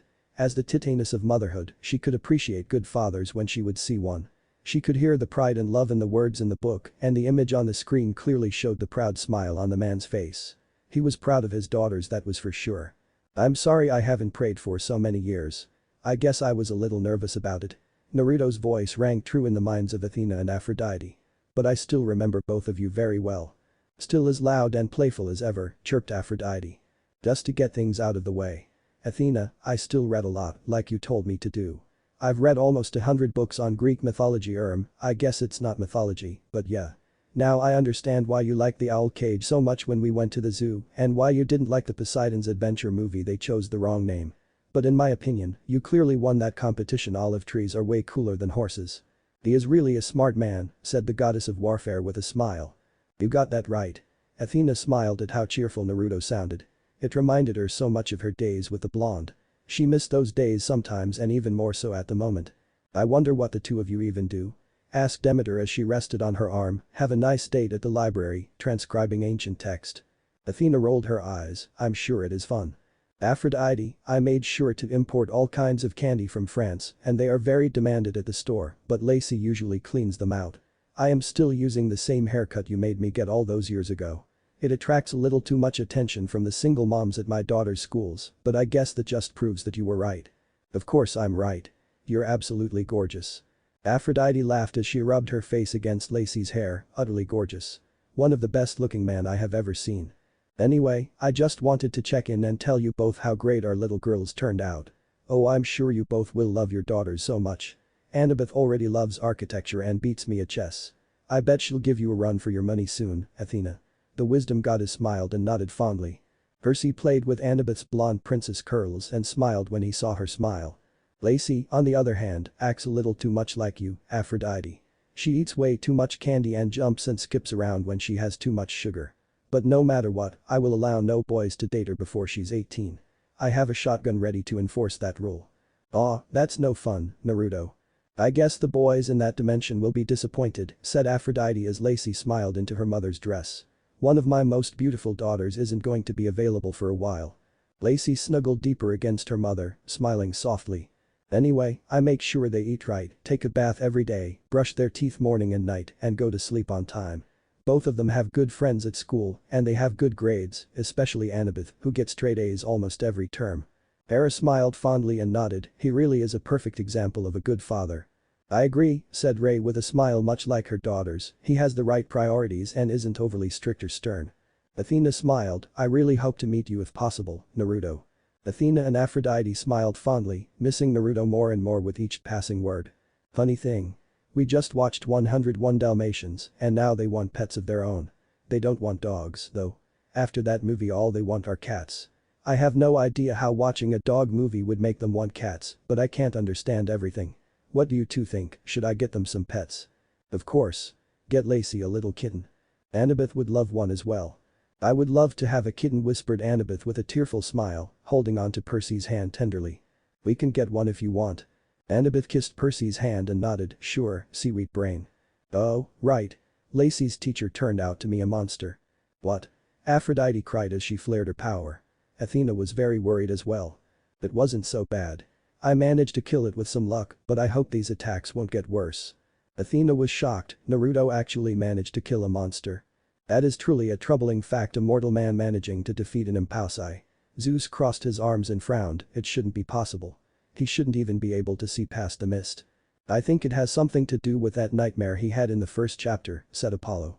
I can't find the weaknesses of monsters in the books I have, so if you can, please tell me an easy way of dealing with them. Anyway, I just wanted to catch up, wondering if you two ever think about me. Athena frowned and Aphrodite bit her lips as her heart stung. I think the other me would be thinking about this man day and night, thought Aphrodite with a soft smile. I promise I will speak with you two more from now on. He sighed and climbed under his covers, good night, Lady Artemis must be busy now because the moon is very bright tonight. With a brief moment of silence, Naruto contemplated his words, yeah, good night, Athena, Aphrodite. The two goddesses stared at Thalia, wondering how their counterparts would react. The two goddesses were silent as they looked at each other, both thinking pretty much the same thing.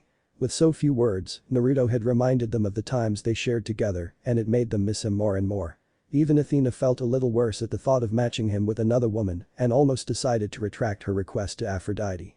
In the end, all she wanted was for Naruto to be happy, and he should have a woman in his life for that. I really doubt my counterpart would pair him with anyone else. If she is anything like me, it would never happen. Aphrodite sounded oddly serious and looked quite intimidating.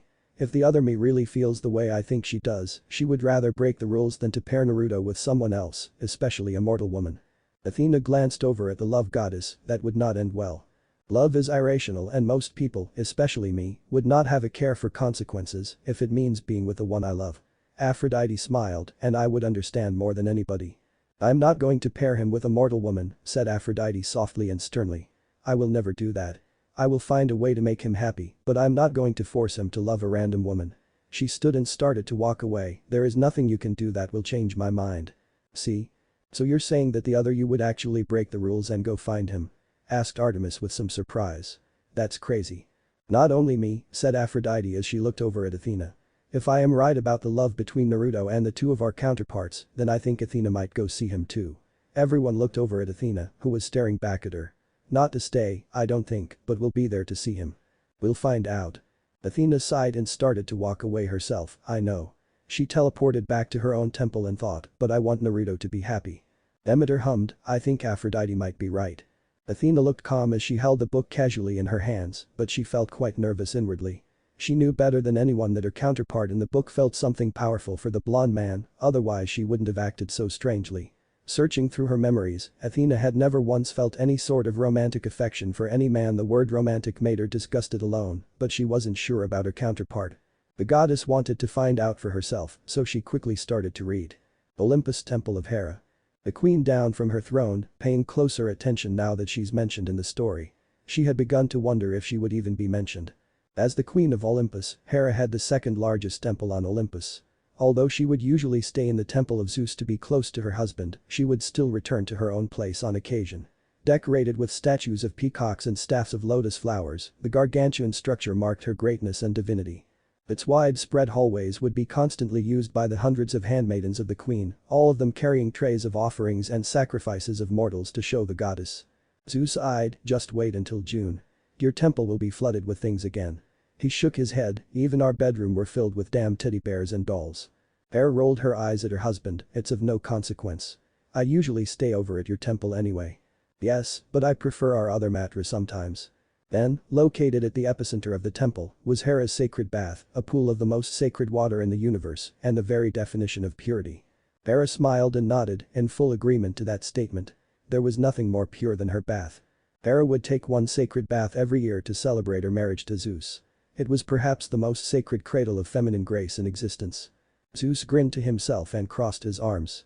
The one thing he liked about June was that he would get to take Hera's maidenhood again. He could tolerate the teddy bears and dolls if it meant he could take his wife's first time again. Even after eons his wife still felt amazing, especially if she was a virgin. The one thing I love about June, he muttered softly so only Hera could hear him, which made her smile softly and gave him a wink. Many of the other gods inwardly cursed Zeus. No matter how terrible a husband he would be to Hera, she would always love him and remain loyal to him. There was no chance that she would ever be with another person, ever. That Lord of the Sky was truly a lucky bastard. Sorry, but no, said the Queen of Olympus without hesitation. With her pretty hands clasped together, Aphrodite pouted at the Queen.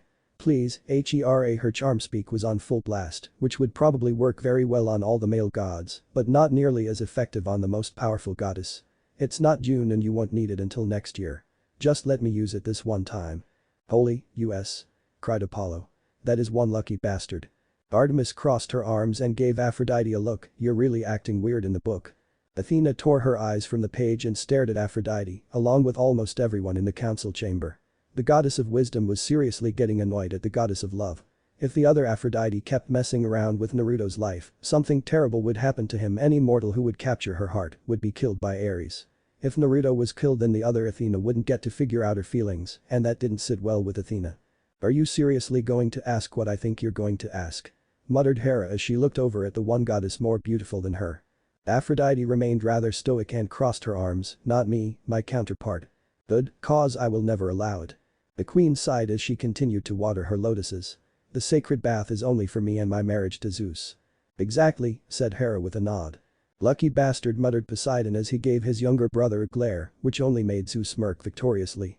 She looked back at the most beautiful goddess and gave her a stern look. I'm sure whatever escapade you plan to do with either of my sons is none of my business, but neither of them would care about you taking this bath. Aphrodite looked over at Ares and Hephaestus and scoffed at their looks, don't even bother thinking about it. It is never going to happen to either of you. Lacey felt very uncomfortable hearing her mother talk about her sex life with her being so close to her, but was happy that her other's dad was so special to her mom's counterpart. It's not Ares or Hephaestus. Aphrodite glared at the queen and flared some of her power. Neither of your stupid sons deserve something like this. I didn't use those exact words, but they do sum it up. Ares grumbled as Hephaestus just ignored his wife, but Artemis actually gave Aphrodite an approving nod. It was about time the love goddess ended things with Ares. As much as she didn't like Aphrodite, Artemis knew that she could do far better than with her stupid warmonger of a brother. Hera would have been angry, but after so many years of dealing with her disappointing sons, she was more curious than angry. Mom, what the hell? Exclaimed Ares. Hera just ignored him along with everyone else in the room, though she did give Hephaestus a small look, hoping to say that she liked him more than Ares. She looked back at Aphrodite with one eyebrow raised. In the millennia she had known the bubbly goddess of love, she had never seen her act so angrily so quickly. She would usually just nag at someone until she got what she wanted, but never would she flare her power and glare. Needless to say the queen was interested. I guess that's true. I've never really seen you angry before. Apollo and Hermes shivered, I haven't either, but I don't think I want to. Aphrodite only smirked. Then who is it? Athena sighed and glared at Aphrodite before she continued. Aphrodite calmed and slowly approached Hera, I really need your help with this. Her hands gently held onto the queen's arm as she led them over to a long couch. I've never felt like this before. Aphrodite was glad Athena continued to read and didn't stop to look at her. For once the love goddess didn't want any attention and wanted to keep to herself. Seeing her own counterpart act so out of norm was a little disconcerting and maybe even a little scary. It didn't ever seem possible that she could love one mortal man more than she did Ares or Adonis, but her other proved that it was possible. She could only wonder what kind of love her mother felt for Naruto.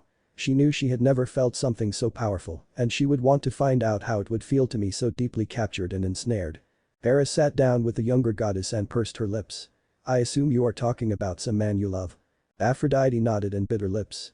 I am the embodiment of love and lust, and I have been in love thousands of times before, but I've never felt like this before. She placed her hands on her lap and looked down at them with a sigh. Even with Ares and Adonis, I've never felt so warm. Hera was genuinely surprised at what she was hearing and just remained silent. Out of all the fathers of my children, he is the best, ever. I could feel the love he has for my little Lacey and it's incredible. I can say that it rivals the love Lady Rhea has for all of you. Demeter looked over at Aphrodite. Wow, I don't think I've ever heard you speak with such a genuine tone. Aphrodite merely closed her eyes and ignored everyone, hoping that Athena would continue quickly. Though, Rhea did smile as she heard the last line. She was happy that the man could love his children so strongly. Hera smiled, I'm happy that such fathers exist. Indeed, especially fathers of demigods, said Artemis with an approving nod. Aphrodite smiled back. Most of the fathers of my children and the fathers of the other goddesses' children would feel burdened to some degree, but he didn't. When I dropped the baby off to him he just smiled at me and held onto the bundle like it was the most precious thing in the world.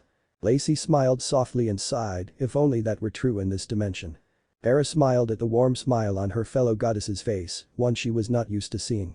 And when I watch him playing with his daughters, I just get this warm feeling in my heart and it makes me want to go and be with him. Hera smiled, I understand the situation now. What do you mean? Asked Aphrodite.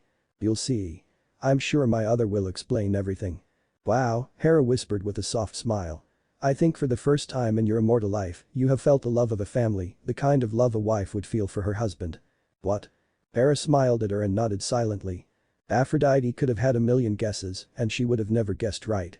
Maybe it was because of her marriage to Hephaestus, but she never had any faith in marriage, despite how Hera would drone on about its sanctity and purity. She saw it as a restriction to her universal love. It was shackles that oppressed the spreading of love and would isolate her powers. Beautiful love a wife had for a husband would really be so different from her usual norm, then Mabish would give it a small chance. Athena also looked highly intrigued and continued to read. The queen knew perfectly that her crippled son could never give Aphrodite such strong emotions, and neither could her disappointing warmonger of a son. Ares growled as Hephaestus coughed. This is a part of my domain, so it's no surprise that you've never felt it before. The love of a married couple with children is completely different from your usual love between two people. To be able to see the man you love adore and take care of the product of your relationship with him is the most precious form of love. Hera smiled at her counterpart's explanation, I couldn't have said that any better. As much as Annabeth disliked the queen of the gods, she couldn't help but agree with her words. The thought of loving Percy had always been warm and appealing to her, but when she would add the sweet father and loving husband factors into the equation, it would become amplified. At that moment, she couldn't help but imagine a small blonde-haired girl with Percy's beautiful green eyes. Hera gave a soft chuckle and placed a soft hand on the younger goddess's face. This form of love is the one I have yearned for ever since I was a young goddess, and you are very lucky to have found it so easily. I can assure you that none of the gods on Olympus could give you something like this. So true, muttered Hera, making Zeus feel a pang of guilt and pain in his heart as all the other male gods felt their ego shrink. Rhea smiled, I think Aeneas and Tethys is the only couple who has something like that. Hera smiled as she thought about her surrogate parents, yes, definitely. Aphrodite was staring at Hera with widened eyes with her lips parted, a family. She had thought about it before the day she married Hephaestus, but that had been a bitter disappointment. There was a moment she thought she had felt something akin to it the day Eros was born, but when Ares didn't even show himself during the birthing, she knew it wasn't it. It was surprising and slightly horrifying to realize that none of her previous lovers had been good fathers. Her others thought were really hitting Aphrodite hard. Everything word of her others thought coming from Athena's voice had been correct. She never felt anything for Hephaestus, and Ares was more of a sexual and lust kind of deal. The god of war had always been a terrible father, much less a husband. It was indeed horrifying that none of the fathers of her children had been good. She couldn't help but pull Drew and Lacey closer, feeling a little guilty that they had such pathetic fathers. This is something very precious, especially for us goddesses. Hera had seen many mortal couples with perfect little families and an amount of love that made her jealous. No mortals could act so lovingly when they know they could never die. That was the one thing the mortals had that the gods didn't. I don't see it very much in the mortal world and almost never for goddesses. Zeus made a mental note to do something romantic for his wife right after they finished the book. His guilt was seriously getting to him and he didn't want to see the disappointed and longing expression on his wife's face any longer. "I understand what you're saying," Aphrodite whispered as she slowly looked up at the queen. "I see many husbands and wives trying to preserve this kind of love and fail at the end. This kind of love can be very short-lived but is very strong. I can say that my marriage did not give me anything close to this and I've never really felt this kind of love. Until now," said Hera with a smile. Aphrodite was short of breath when she exhaled. The cold truth washed over her and she felt a little jealous of her other self. Even after thinking through the list of all her lovers, she couldn't name one that could give her such a love. "Maybe Tristan could along with my little pipe. We could be a nice little family, but he's not like this Naruto." That made Aphrodite's eyes widen again, but also made her smile. "This is not lust or any physical attraction," continued Hera, "this is the bond between a mother and a father, and the love between them is nurtured by their love for their child. This is the most basic and natural kind of love, but also one of the most rare, especially for us immortals." The queen chuckled and shook her head. "Honestly, you are the last person I would expect to have a love like this." "I'll say," muttered the queen. For some reason, Athena paused as she gazed down at the book, as if she was wondering if she should read the next line, but she eventually decided to read on. "Well, I don't think I'm the only one," Aphrodite whispered as she looked away. "Athena feels the same way, I could feel it." "Wow, I did not see that coming," said Apollo as Athena silenced him with one look. Aphrodite looked over at Athena, but not with playfulness or intent to tease. She had a concerned or confused expression on her pretty face and the wisdom goddess was surprised. Perhaps the book was affecting Aphrodite just as much as it affected her. Hera smiled, "I like this dimension." Demeter rolled her eyes at the goddess of family and home, "Of course you would." "Wait a minute," said Hera with her hand rose, "is this mortal the one you and Athena both had a child with? The one Demeter told me about?" The love goddess sighed and nodded, "Yes, it is." Hera laughed a little and sighed with a smile. "I guess you both desire the same kind of love, the love of family and the warm and secure feelings that come with it. You may have lots of experience with love and lust before, and Athena may firmly believe that the meeting of the mind is the purest form of love, but subconsciously, the notion of a functional and loving family is irresistible to both of you." Aphrodite pursed her lips, still deep in thought with her mind ablaze in confusion and confliction. "This is not true." Hera only smiled at her stepdaughter, one of her more tolerable ones, and shook her head. "You are smarter than that, Athena." The queen smirked, "You should know that no one knows about these things more than me." Athena merely turned back to the book and continued. The queen smiled happily, "I would know, this is my domain." Hera smirked.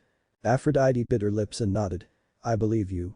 Hera stood from her seat and returned to watering her lotuses, "Feel free to use my bath." Aphrodite looked up at her in shock, clearly surprised. "Wow, you actually allowed her to use it, sister?" asked Demeter, shocked. Hera shrugged, "I guess the other me feels glad that Aphrodite finally felt such a kind of love. I can make this one exception. Hopefully after this, the goddess of love will be more lenient towards the love lives between of husbands and wives. And I would like that too." The most beautiful woman stood and smiled. "Don't worry, I definitely will."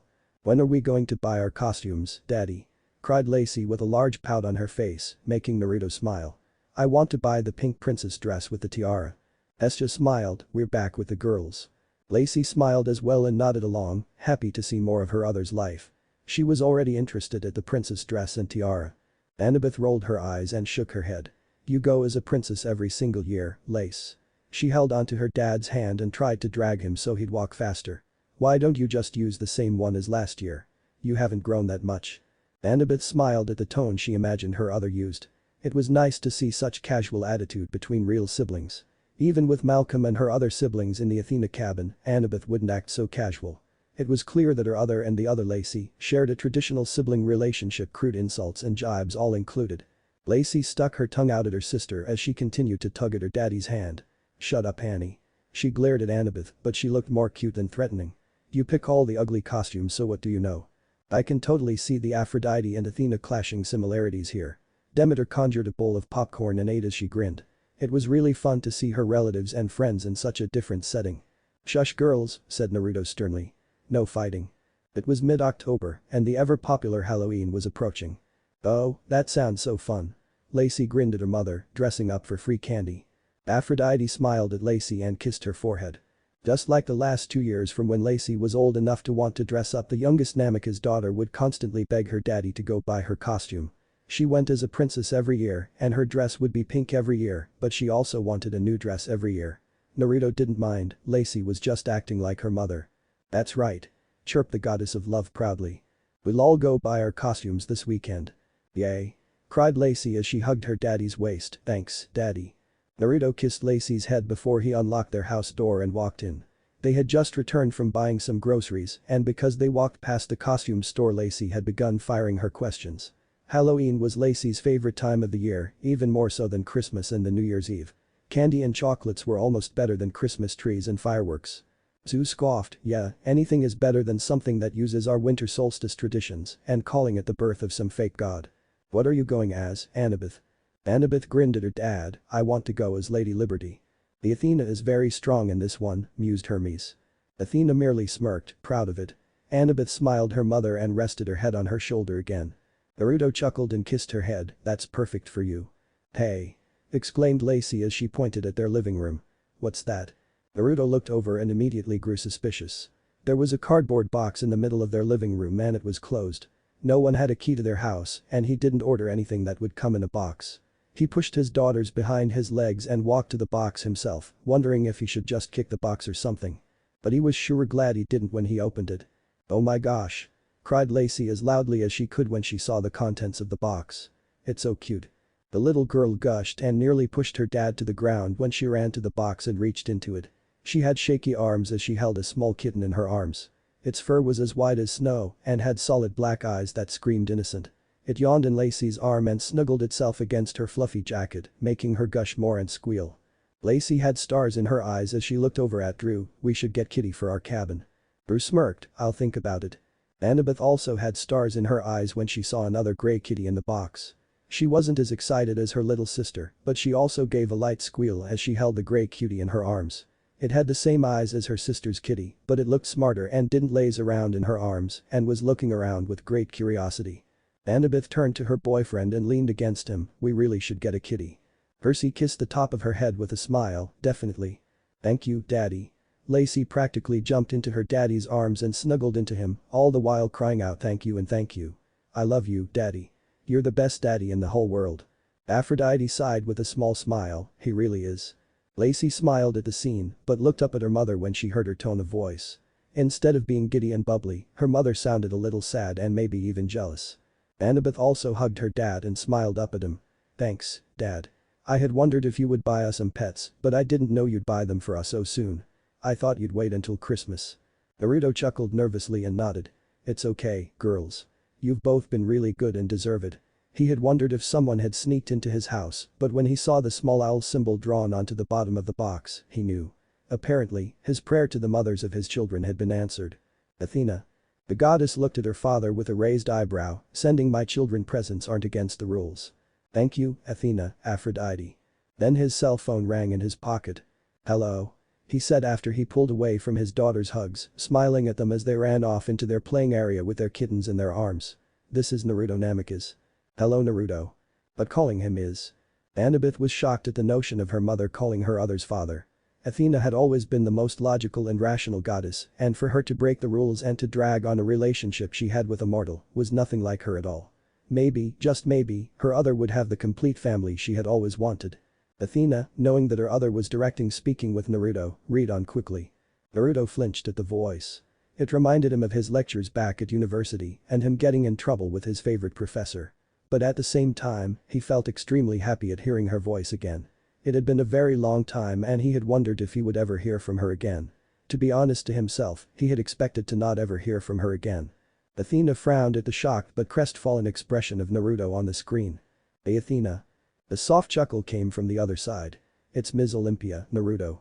You and Hestia just make the best aliases, teased Demeter. Naruto couldn't help but laugh at the nostalgia and nodded, yes ma'am. And don't call me ma'am. Athena gave a melodic laugh before she continued. So I assume the girls like their little pets. Like isn't the word, he replied with a smile as he turned around to look at his daughters. More like love or utterly adore. That's good, just from hearing the voice, Naruto could see the smile on the goddess's face. Aphrodite and I both chose the kittens personally.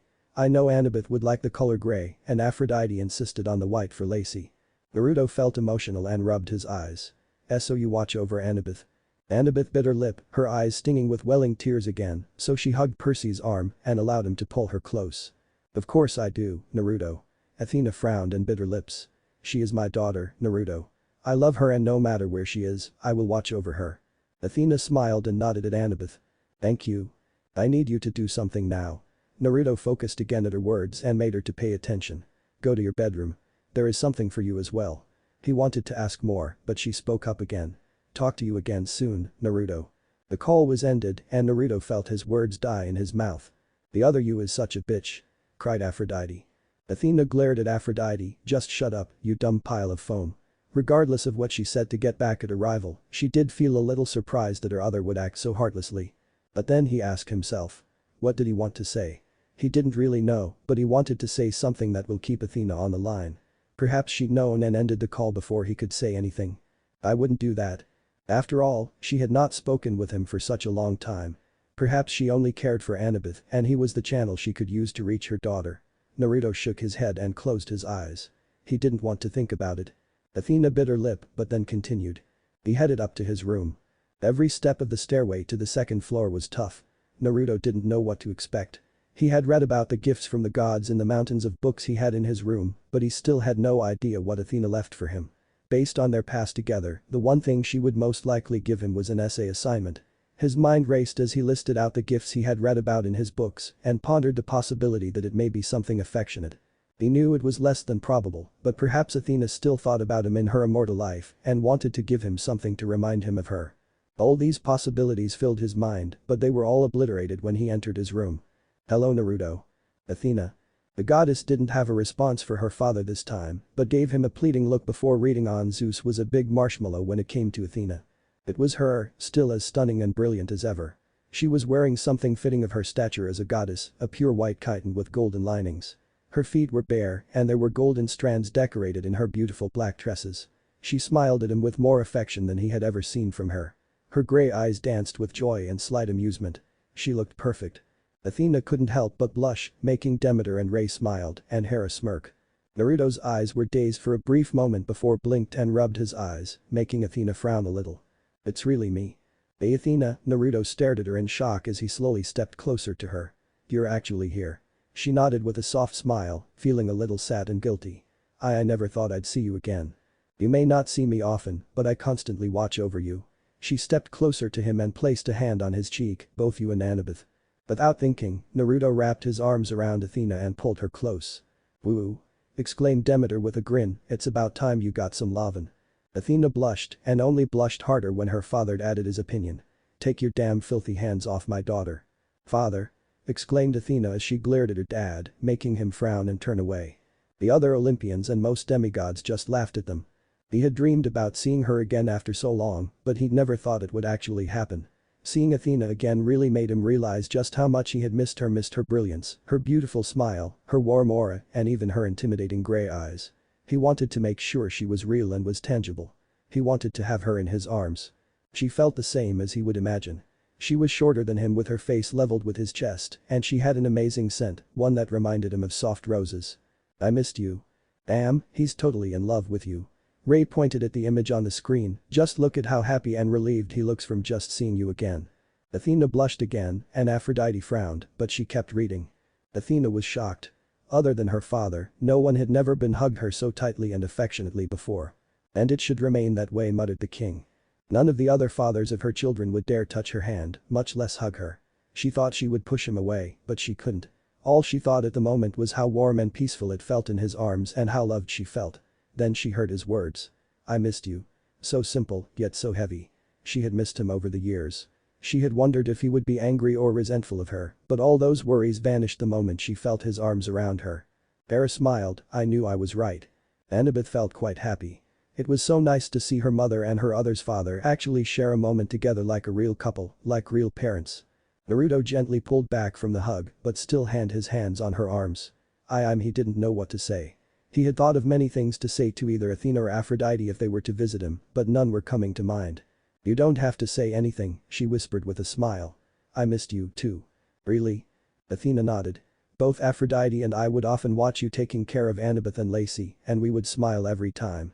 You're a great father, Naruto, she lightly traced his cheek as she spoke, making his heart flutter. It's a shame that you didn't pray to us for so long, but we heard you loud and clear a few nights ago. Someone's getting Totsuka's Demeter. Athena ignored her aunt but was frankly surprised that Aphrodite was being so silent. Naruto smiled and nodded. Yeah, I understand that part. I have a gift for you, Naruto. Athena snapped her fingers and two items appeared before her, just hovering in the air, one a golden watch and one a golden ring. This is a gift that I had given Perseus thousands of years ago. She snapped her fingers again and the watch magically appeared on Naruto's left wrist.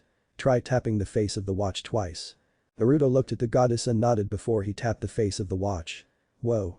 The watch suddenly morphed into a golden shield the size of a large catering platter and had the face of Medusa emblazoned on its face. Aegis, he whispered. So you're arming him, muttered Artemis. Not the worst idea for demigod parents. Athena smiled. You've been reading. He smiled back and nodded. This is a version of my original Aegis. It is made out of a metal called imperial gold. It is very strong and durable. It will protect you from most, if not all the monsters that will come for our daughter. She snapped her fingers again and the golden ring appeared on his right pinky. Now try to rub the side of the ring with your right thumb. Oh my gods. As soon as he rubbed the ring a golden spear appeared in his hand. It was taller than his person at about 8 feet long. Its tip was a brilliant gold and was perhaps even more magnificent than its body. The point looked extremely deadly and had a gleam to it that made Naruto feel excited. Imperial gold is a prideful metal, Naruto, and its point will only pierce supernatural beings.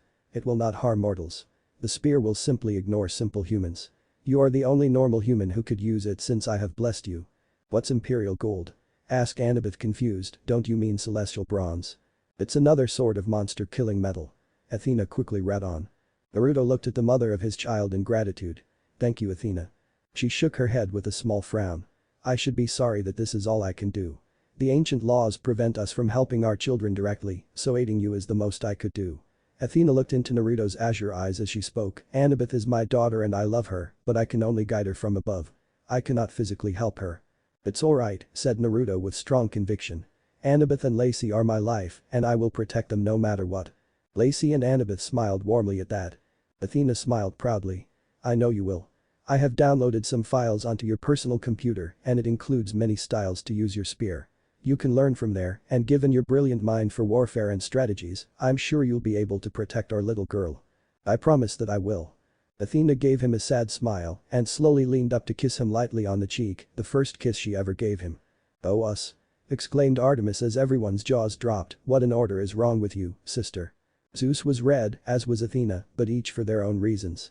I'm sorry for putting so much on your shoulders, but my father, Zeus, is really strict about these matters.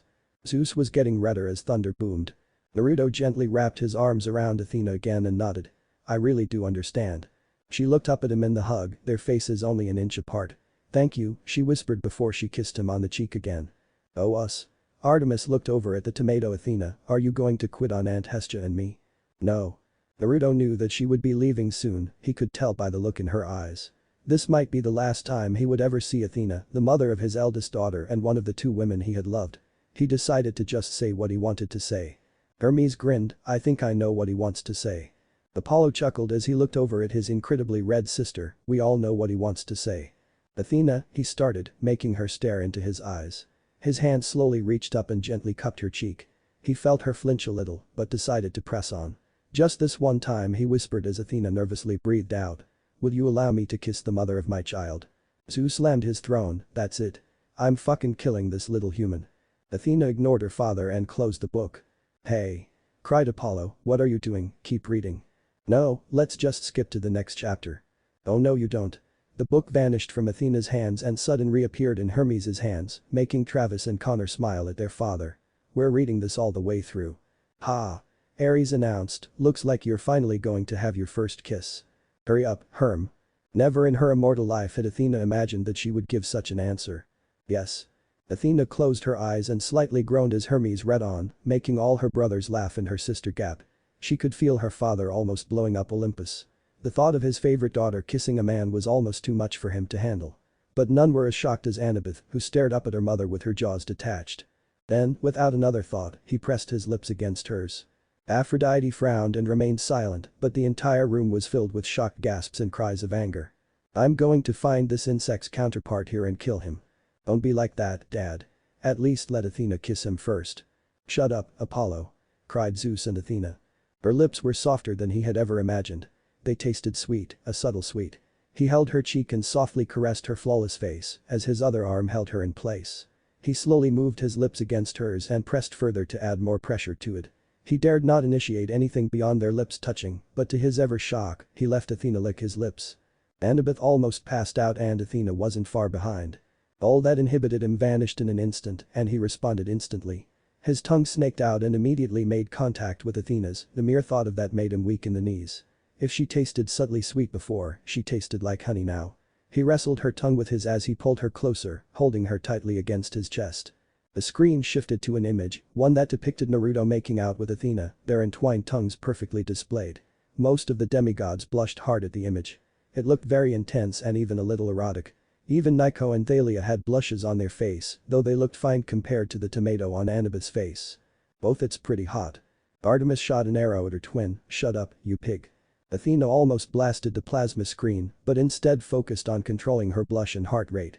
Though Zeus looked even more devastated than his daughter, and Hera had to hold his hand to calm him down. He didn't know how much time had passed, but he didn't care. All he wanted to do was to enjoy the kiss as much as he could and make it last as long as he could. So it would until he ran out of breath that he slowly parted their lips. He quickly breathed in again and repeatedly planted a series of small kisses on Athena's lips, his heart skipping a beat every single time they made contact. But he knew that he should stop there. Artemis sighed, at least he knows when to stop. He rested his forehead against hers and opened his eyes. Wow, then he saw her eyes and the tears welling in them. He grew concerned immediately and was about to ask, but she cut him off. She kissed him again and wrapped her arms around behind his neck. She repeatedly pecked his lips as tenderly as she could before she pulled away. Unlike you, sister. She was panting and her arms were still tangled behind his neck. Her forehead was once again rested against his. Some tears escaped her eyes as she stared into Naruto's shocked and confused, but affectionate and loving eyes. I love you, Naruto, never forget that. She started to glow as she pulled away from the hug and it was getting brighter and brighter by the second. I told you, Athena. Hera smiled at her stepdaughter and crossed her arms, I love this man and want a family with him. No. Exclaimed Zeus for his daughter, no, no, no, no. Poseidon and Hades just laughed at their bother, the latter even more since he was also laughing at his rival for Athens. Naruto was still holding on to her hand and smiled at her. I'll never forget, he replied. I love you, too. There was a bright flash as Athena turned into her divine form and vanished from the room in a brilliant beacon of light, leaving Naruto alone in his room. There was still a smile on his face as he looked down at his new watch and ring, relishing in the fact that Athena watched over them and loved them. I'll never forget about you, Athena. It'd be kind of hard after that makeout session, teased Hermes with a grin. Athena was basically glowing. Daddy, daddy. He rubbed his eyes as a bright smile appeared on his face. It appeared that his daughters had finally noticed that he was gone from the living room. He heard the rumbling of footsteps running up the stairs and he watched as his two girls burst into his room with their new pets in their arms. Lacey jumped into his arms as Annabeth hugged him from the side. Naruto smiled and kissed both of them on the cheek. What is it, girls? Lacey hugged her white kitty and rubbed her face with hers. I named my kitty Toothless. Her father only laughed that she would name her cat after a dragon from her favorite movie. I named mine Einstein. Annabeth looked proud of the name she chose and grinned up at her dad. The girls couldn't help but smile at the names. They would have named them the same thing. Perfect, he said as he smiled and hugged both his daughters close, just perfect. Hermes grinned, okay, that's the end of the chapter. I'll read next. Aphrodite almost looked intimidating with her stoic face, handed over.